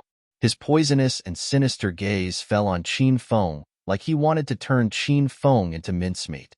You arrogant child. How dare you kill our Kaier? You're dead, brat. Our Zhou family will get you if that's the last thing we do. Right, Dad? Let's have this brat arrested and have him pay for this with his life. Oh, Qin Feng, you commit crimes all day with the Qin family's power, but our Zhou family isn't afraid. Since you killed our eldest brother's son, our Zhou family will fight with your Qin family to the bitter end. After finding out that their eldest grandson and nephew was dead, it would be weird if the Zhou family didn't get mad. They had the urge to kill Qin Feng. Are you done? Qin Feng's expression remained unchanged even after getting yelled at, and he suddenly stood up from the sofa. Let's first talk about you 3 uncles. Don't think that we all don't understand your intentions. I'm also a member of a rich family, so I'm familiar with the fights over the inheritance and position as the head of the family. You always put on a smile in front of one another, but when your backs are turned, you're irreconcilable adversaries. And you three dare vow to your eldest brother that you aren't happy? Seeing that your eldest brother's son, Zhoukai, is dead, your sons will have a chance to vie for the inheritance. Without Zhoukai, this nuisance, this pebble in the road, you should be laughing out loud. Why are you all pretending to be sad? Who are you all acting for? Qin Feng had thought of his replies before the Zhou family members arrived. His words stunned his audience, and they temporarily forgot to breathe. Who the hell let you say such a dishonorable thing so openly? Shameless brat, you shameless brat. How dare you tarnish our names? I'll kill you. Brat, even if you try to drive a wedge between us, it's useless. We are linked with our eldest brother through blood. How would he be affected by your childish bullshit? Zhou Shunfeng's three younger brothers were fuming. They clenched their teeth and glared at Qin Feng. They weren't even this angry when they saw that Zhoukai was dead. The youngest, fourth brother, couldn't take it anymore. He brandished his fists and flung himself at Qin Feng. Old Four, stop. Elder Zhou stopped fourth brother. He found it very strange that they were called over by Qin Feng and that Qin Feng didn't run away after killing Zhoukai. Instead,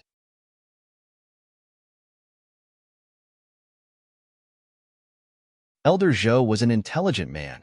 He wouldn't act blindly without knowing what Qin Feng was up to first. After all, the Qin family was powerful. They had even eliminated the Hao family. Dad. Fourth brother looked at Elder Zhou with dissatisfaction. Shut up. Elder Zhou glared at his fourth son, and everyone fell quiet.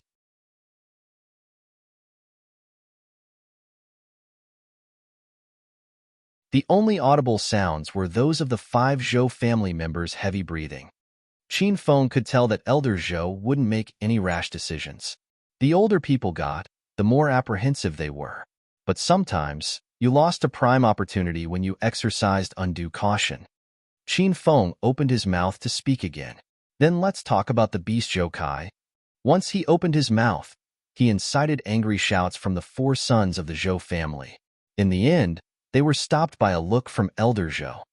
Zhoukai is dead. This is already a reality. Now, let's discuss the crimes this beast committed when he was alive, and then we'll talk about who would bear the weight of these crimes now that he is dead. Qin Feng spoke with nonchalance, and neither too loudly or too softly. However, they struck the Zhou family members' heads like lightning. They all looked at Qin Feng with amazement, and even wondered if their ears had gone bad or if Qin Feng had some problems in the head. You killed someone, yet not only are you not apologizing, offering to make amends, or kowtowing in guilt, but you're fucking coming out with arrogant bullshit and telling the Zhou family members to bear the weight of the crimes Zhoukai committed during his life. Not only were the four brothers feeling this way, Elder Zhou couldn't take it anymore, either. He burst out yelling, Qin Feng, don't go too far. You shameless brat. You have no say in this situation. Call that damn Qin Huang over right now. He sired a child, but didn't raise him properly, so this elder is going to help teach his child properly. Bloodlust flashed in Qin Feng's gaze, and he was almost enraged by Elder Zhou's words.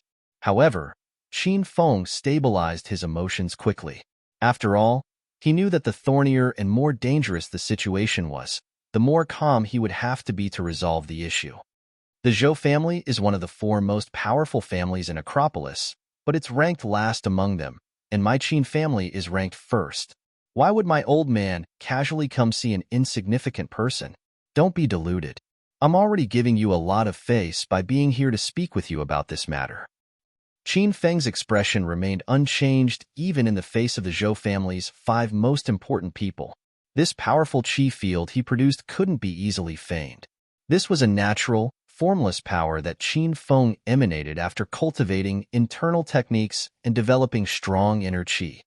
This qi field would become larger and stronger with the rise in internal technique stages. If a stage 9 inner qi expert were to stand there and casually release some of the qi on his body, it would make everyone present unable to breathe or speak. Arrogant brat. Since you don't have the guts to call that insignificant Qin Huang, then I'll hunt him down personally." Elder Zhou was thoroughly angered by Qin Feng, and he pulled out his phone to call Qin Huang. Before he could make the call, Qin Feng said nonchalantly, "Zhou Kai abducted China's A-list celebrity Rao Sherman tonight and tried to rape her. Luckily, I arrived in time to prevent this tragedy from occurring." You might not pay attention to the entertainment industry, but I'm sure your four sons definitely know Rao Sherman. Look at their distracted gazes and heavy breathing. They probably fantasize while looking at the goddess Rao Sherman's pictures. Since you all pay so much attention to her, then I don't need to remind you that she has the capital's Dongfang family backing her. Zhou Kai's behavior was extremely vile, and Miss Rao Sherman is extremely angry. I've already sent people to take her to Qin Manor, so she's probably talking to my father about how to take care of the Zhou family. I'm sure that with the Qin family and the capital's Dongfang family joining hands, your little Zhou family will suffer.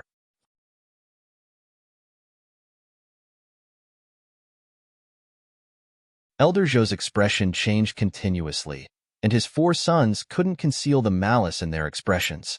They all glared at Qin Feng and looked like they would pounce on Qin Feng and kill him in the next second. However, Qin Feng didn't care about their expressions. He continued to speak as if he were talking to himself. "That's right. I'm afraid you don't know something else. Based on what I know about Zhou Kai, this brat is trash that likes to bully the weak but fears the strong.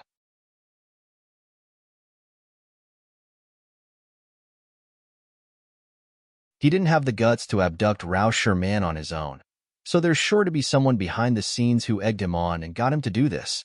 I helped you all find this person as well, so you all should thank me." Qin Feng waved his hand and smiled before allowing the Zhou family members to get mad. Never mind, never mind. We're all members of the four most powerful families in Acropolis, so we're all good friends. It's only natural that I do something like this. There's be no need for you to thank me or give me any presents. The person behind the foolish Zhou Kai was Sima Tuesday. He's also a lecher, so why didn't he kidnap Rao Sherman? Why did he hand this assignment to Zhou Kai? Zhou Kai didn't even see such an obvious answer. Sima too used Zhou Kai as a tool and purposely chose Royal Hotel as the place to commit his crime to drag our Qin family down as well. Then, the Qin and Zhou families would fight.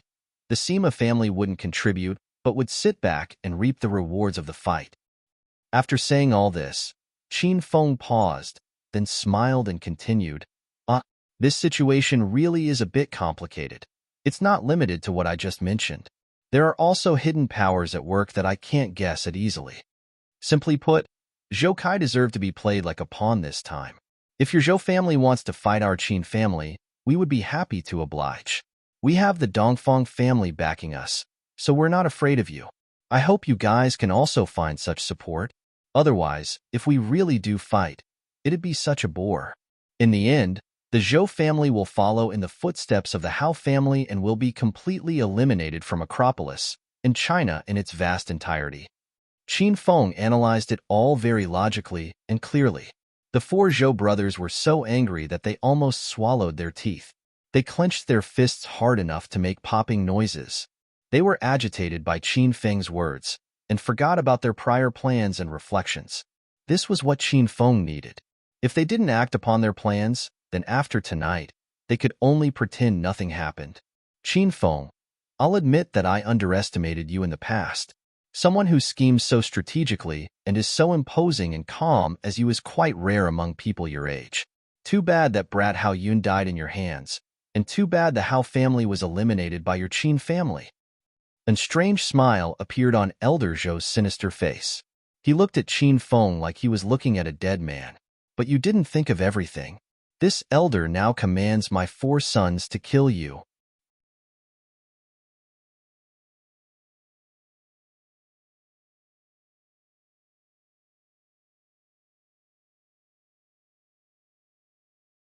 Chapter 313. Chapter 313, Tough Decision. I now command my four sons to kill you today. Ginger gets spicier as it get older. Indeed, Elder Zhou was wise as he had lived long enough. Though the four brothers were blinded with rage, Elder Zhou had already found a way to shatter Qin Feng's plot and to avenge Zhou Kai. That was by killing Qin Feng now. Otherwise, it'd be too late after tonight. Haha, Dad's right. A murderer must repay with his life. This little brat should die now. Let's do it now, Dad. I can crush this feeble dandy with just one hand. Hee hee. I have waited too long for this moment. As soon as Elder Zhou finished his sentence, the four brothers couldn't wait any longer and had already formed a circle, trapping Qin Feng inside. With anxious faces, for people and 8 eyes stared fixedly at Qin Feng. They were afraid he'd escape from their clues. Qin Feng was delighted and smiled even brighter than Elder Zhou. Killing him in this dark, gusty night without any witnesses was indeed a way to avenge Zhou Kai and to solve the problem.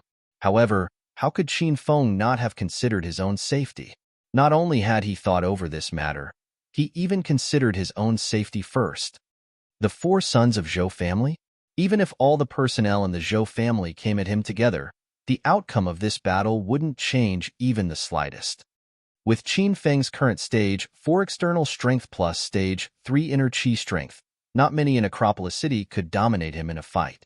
Moreover, among the 4 major families of Acropolis City, only the descendants of the Sima family and the Qin family had cultivated the martial arts. The Zhou and Hao families were aristocratic clans that had risen locally.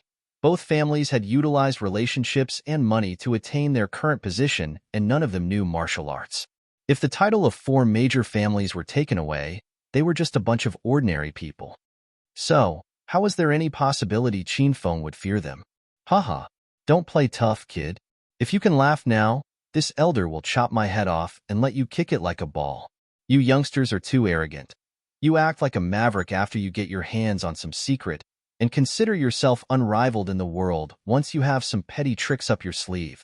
There's nothing to regret about your death today.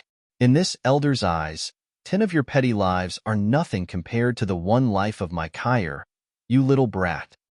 The countenance of Elder Zhou suddenly became gloomy and cold. When he smiled, he was an amiable old geezer.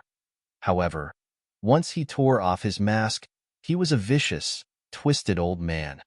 Kill him now. This elder is going to use his unworthy blood to mourn the soul of my dead grandson. Elder Zhou suddenly gave out a loud roar, and those 4 restless sons now pounced on Qin Feng. Big brother and second brother held wooden sticks as their weapon of choice. Since third brother and fourth brother were still in the prime of their youth, they took Qin Feng on unarmed. With a faint smile, Qin Feng suddenly waved his fist and thrusted it at fourth brother lunging at him. Bang! 2 fists collided.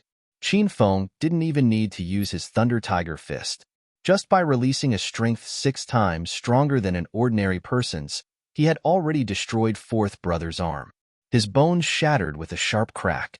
Fourth brother was in so much pain that he rolled on the floor with his wasted arm. Bang! After he delivered a punch, Qin Feng rotated his body and performed a kick. This kick was directed at third brother's belly. Third brother's countenance suddenly changed.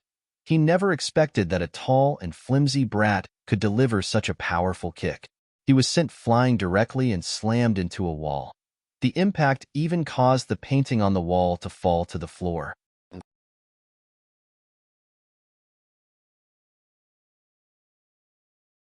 Third brother had fallen down as well. His body felt like it was falling apart from the impact. He covered his roiling belly with his hand, afraid he would spit his organs out. His condition was more miserable than fourth brother's. He was in so much pain he couldn't speak. However, from his hideous expression, the agony he was suffering was obviously beyond imagination.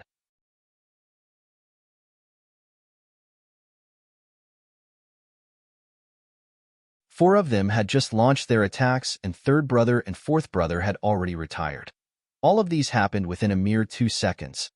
Big brother and second brother halted their assault and stared at Qin Feng as if seeing a monster. Before, all of them had acted arrogant, vowing to avenge Zhou Kai's death. But now, they only wanted to retreat. Especially Elder Zhou.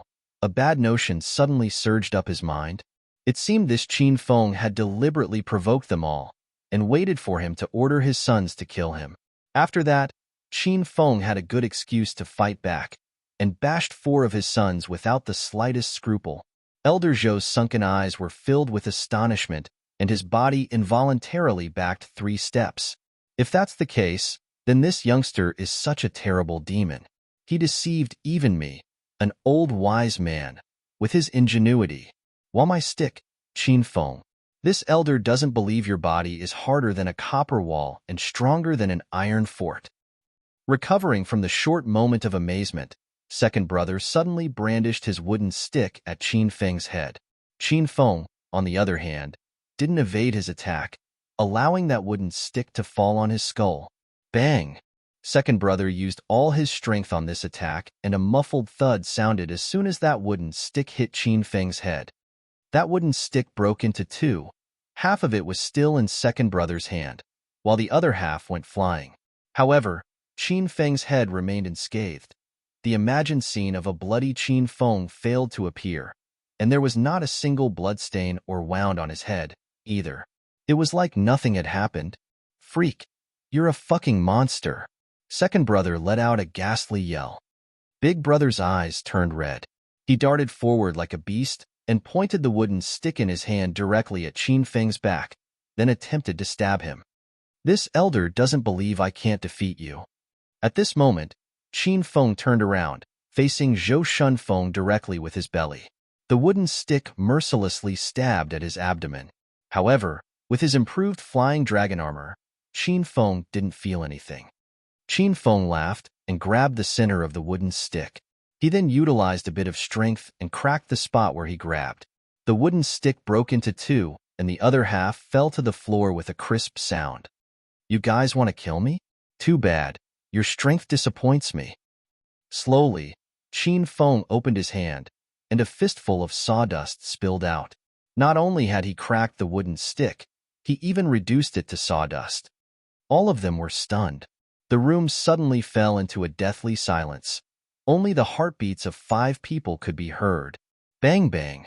Qin Feng leaped forward at the heads of Big Brother and Second Brother. He delivered 2 kicks at the same time and sent both of them flying. When they landed hard on the floor, the 2 felt some of their bones had broken. Before, 5 people from the Zhou family had stood in this room. Now, only Elder Zhou remained standing. However, he couldn't remain calm anymore. Although he was standing, his legs trembled in fear as he'd already acknowledged Qin Feng's unparalleled strength in his heart. He was clear in his mind now. This Qin Feng had pretended to be a dandy all these years. Rumors had said Qin Feng was an idle fellow, a troublemaker, and a womanizer. They even said he was an ignorant fool versed in neither the literary nor martial arts, and had a feeble, frail body. Elder Zhou really wanted to shout out loud now. Bullshit. Which foolish runt gave out that misinformation? Come out now.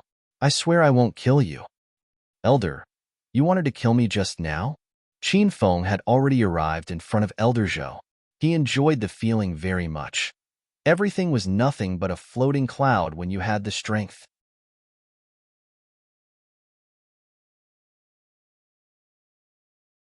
Before, the above-the-masses and dignified Elder Zhou, whom even his own dad needed to address with an honorific, was now powerless in front of him. Elder Zhou didn't even have the right to choose his own destiny. This was the sensation of an emperor, majestic, supreme, and overwhelming. Only now did Qin Feng profoundly realize the changes the hedonist sovereign system had wrought in him. The system had raised his mindset and horizons to a higher level. The person and power that he hadn't dared to assault was now beneath contempt before his eyes.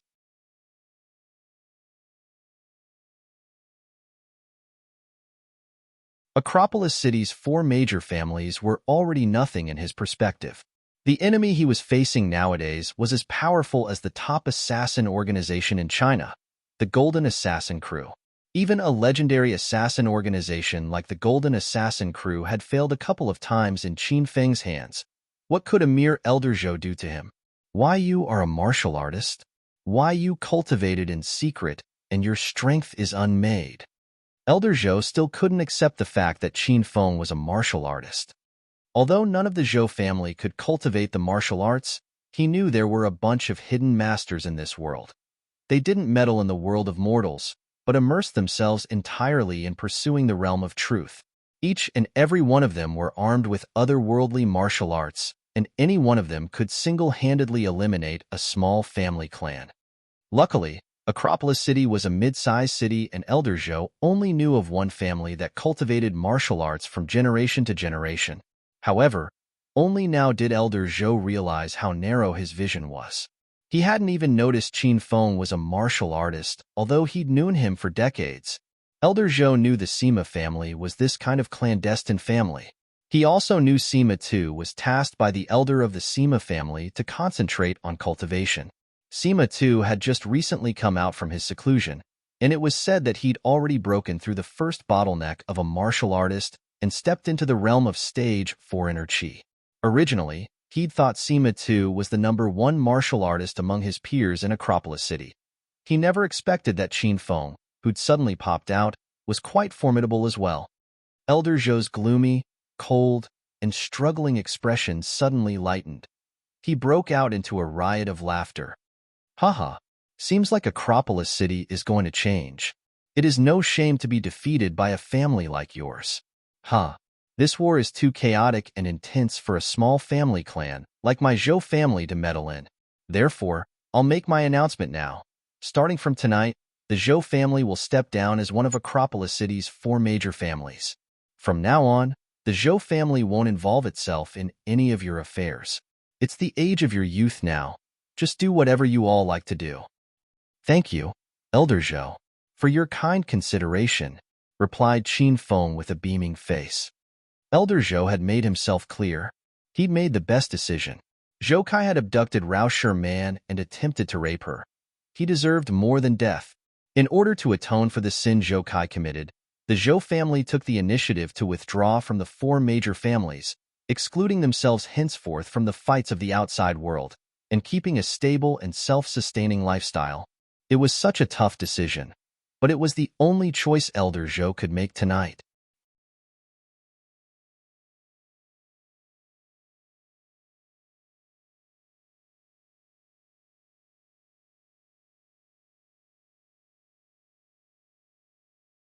Chapter 314. Chapter 314. Qin family mobilize. Dad, what are you saying? Dad, are you getting senile? Have you gone crazy? I don't agree. Under us 4 brothers, it wasn't easy for our Zhou family to become one of the 4 major families in Acropolis. And now that the Hao family has been eliminated, our Zhou family has swiftly climbed to 3rd place. How can we back down just like that? Dad, why don't you think about it some more? Isn't it just a fight? Are we really afraid of the Qin family? Once Elder Zhou made his decision, his 4 sons immediately opposed it. They were enjoying the wealth and glory of being a powerful family. How could they just leave this bright and beautiful lifestyle? Unfilial sons. I've raised a bunch of unfilial sons. Elder Zhou stared at his 4 sons in disappointment. No wonder the Zhou family has come to this. Not only was that brat Zhou Kai no good, you 4 are no good as well. You're all short-sighted and happy to leave things as they are. You're caught up in the pleasures of life. Do you guys think I want to make this kind of decision? This was all caused by you disappointing brats. Elder Zhou shook his head and sighed. He was already an old and gray-haired 70-year-old, but he seemed to age 10 years in an instant, and he didn't even have the strength to speak. Let's go. Help me back. Though the 4 Zhou sons were extremely dissatisfied with their father's decision, it had already come to this, so they could only support Elder Zhou and leave. Otherwise, would they remain to be oppressed by Qin Feng? After the Zhou family left, Qin Feng sat on the sofa, somewhat fatigued. These talks were extremely successful, but this solution had been within Qin Feng's expectations, so he didn't express any excitement over it. After all, Qin Feng knew that his true enemy was still concealed in the dark. They were always there, continuously causing him and the Qin family trouble. An established enemy. Young Master Qin. Not long after the Zhou family left, Long Hair hurried over like there was a fire. A large group of people followed him. They were Qin Huang, Uncle Fu, and the 3 beauties from home. Qin Feng, are you all right? Little sister Sherman said you were in a lot of trouble. I was scared to death. Su Ruoro was the first to rush forward and hug Qin Feng. Among the three women, she had the most trouble controlling her emotions. Rao Sherman was the second to enter the room. She had already washed and changed into clean clothes, and her hair wasn't completely dry. She stood to the side and looked at Qin Feng with worry. Qin Feng, what in the world happened? Han Ying was shrewder than the other two women. Rather than worrying about Qin Feng, she asked about the crux of the matter. Qin Feng glanced at Rao Sherman. He knew that everyone rushed over because Rao Sherman had said something. Rao Sherman looked at Qin Feng with a tender heart and shook her head. She'd been afraid of ruining Qin Feng's original plan, so she only said that Qin Feng was in a lot of trouble and didn't mention the cause of the situation. Chairman Qin, the Zhou family's Zhou Kai is dead. None of the people present were outsiders, so Qin Feng felt no need to hide anything. He had just spoken when Qin Huang's and Han Ying's expressions changed drastically. They were very clear on what the Zhou family represented in Acropolis. They didn't know what to say to Qin Feng. He had just eliminated the Hao family and single-handedly annihilated Jincheng City's Yu family. Now, he killed Zhou Kai, who was from one of the four major families in Acropolis. How did he die? Qin Huang stepped forward and stared intently at Qin Feng with his sharp eyes. I killed him, replied Qin Feng calmly. This time, Su Ruoro gave a delicate gasp.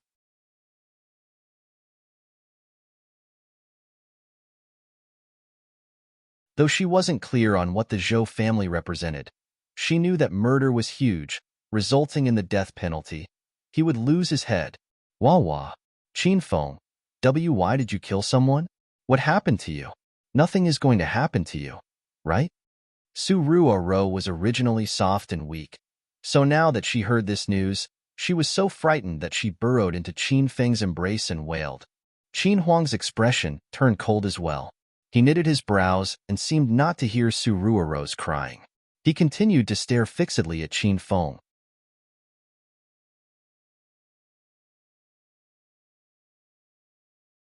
Why did you kill him? This time, Qin Feng didn't reply. He pushed Su Ruoro away lightly, then gave Han Ying a look. Han Ying immediately understood. She walked up to Su Ruoro and brought her outside. Longhair and Xiaobai walked out, and Uncle Fu brought the bodyguards outside to stand by the door. Only Qin Feng, Qin Huang, and Rao Sherman remained in the room. Qin Feng sat Rao Sherman on the sofa, looked tenderly at her, and asked, Sherman, are you all right? Rao Sherman was so moved that she wanted to cry. Even in this situation, Qin Feng took the first opportunity to fuss over her. She immediately shook her head. Qin Feng, I'm fine. Only after confirming that Rao Sherman was fine did Qin Feng look at his father. Chairman Qin, you sit down too? The three of them sat on the sofa, and Qin Feng spoke again.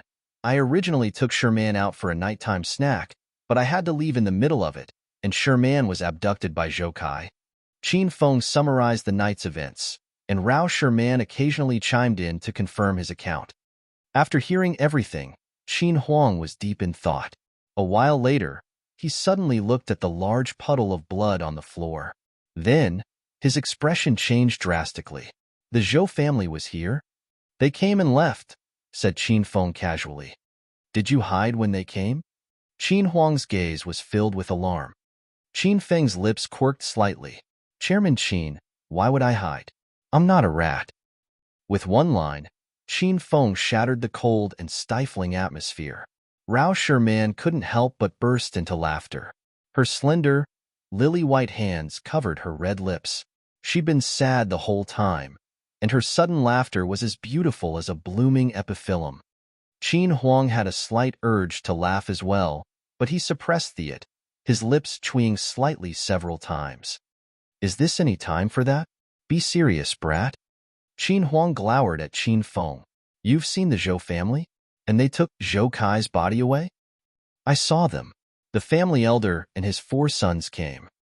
Qin Huang's expression continued to fall. Zhou Kai was the eldest grandson of the Zhou family and in the direct line of inheritance. He died so suddenly, and in royal hotel at that, and even the Zhou elder came to personally punish the criminal. It was clear that Zhou Kai's death was a very important matter to them.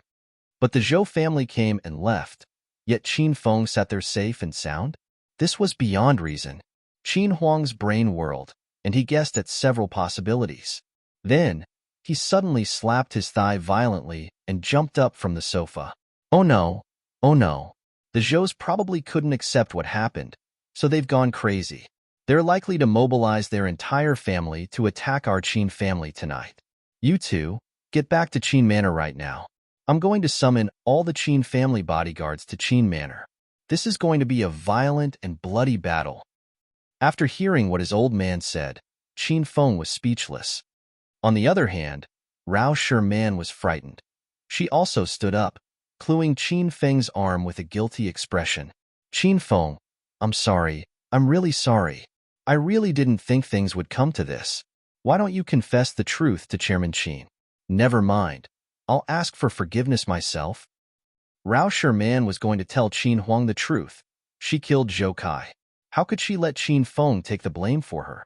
And this blame was too large, so large that it will cause the Qin and Zhou families to engage in a bloody battle. Rao Sherman hadn't yet gone up to Qin Huang when Qin Feng held her back. He didn't control his strength, and the tug sent Rao Sherman diving into his arms. Rao Sherman had just finished showering, so her body was enchantingly fragrant. Her skin was smooth and exquisite. Qin Feng didn't want to let go. Qin Feng, why you want to anger me to death?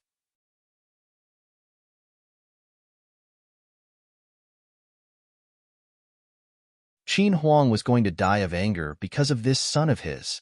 They were in such a dire situation, and he was still thinking about picking up girls?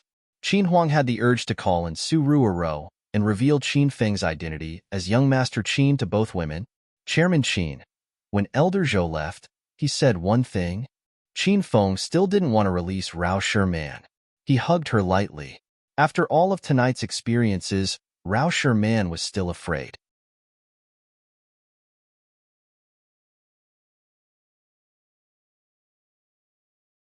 She didn't struggle, and she suddenly felt that Qin Feng's embrace was very warm and safe.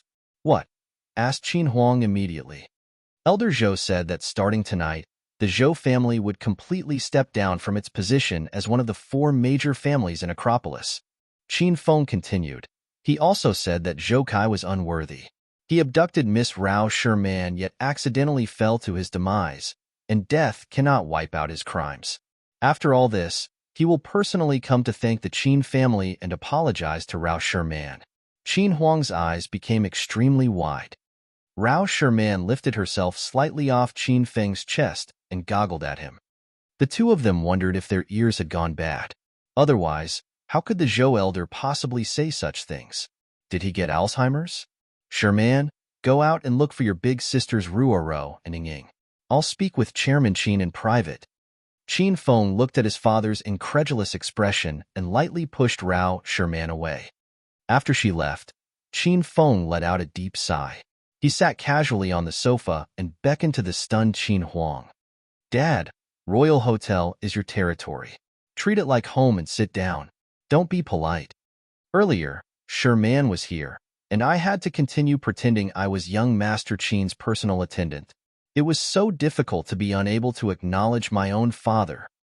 Once Rao Sherman left, Qin Feng relaxed completely. He was still his original self, the free and unconstrained young Master Qin. What nerve, brat.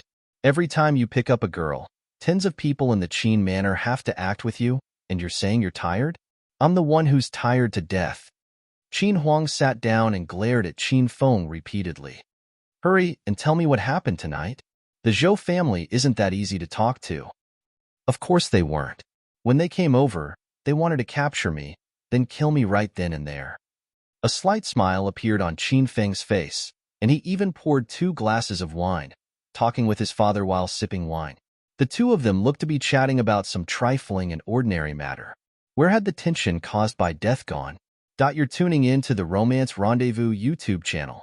We're so grateful for your support, and don't forget to subscribe to join us on this incredible journey through captivating stories. Your generosity through donations truly makes a world of difference, as it's the primary source of revenue that allows me to expand and enhance this channel for you. Thank you from the bottom of my heart for being a part of this adventure.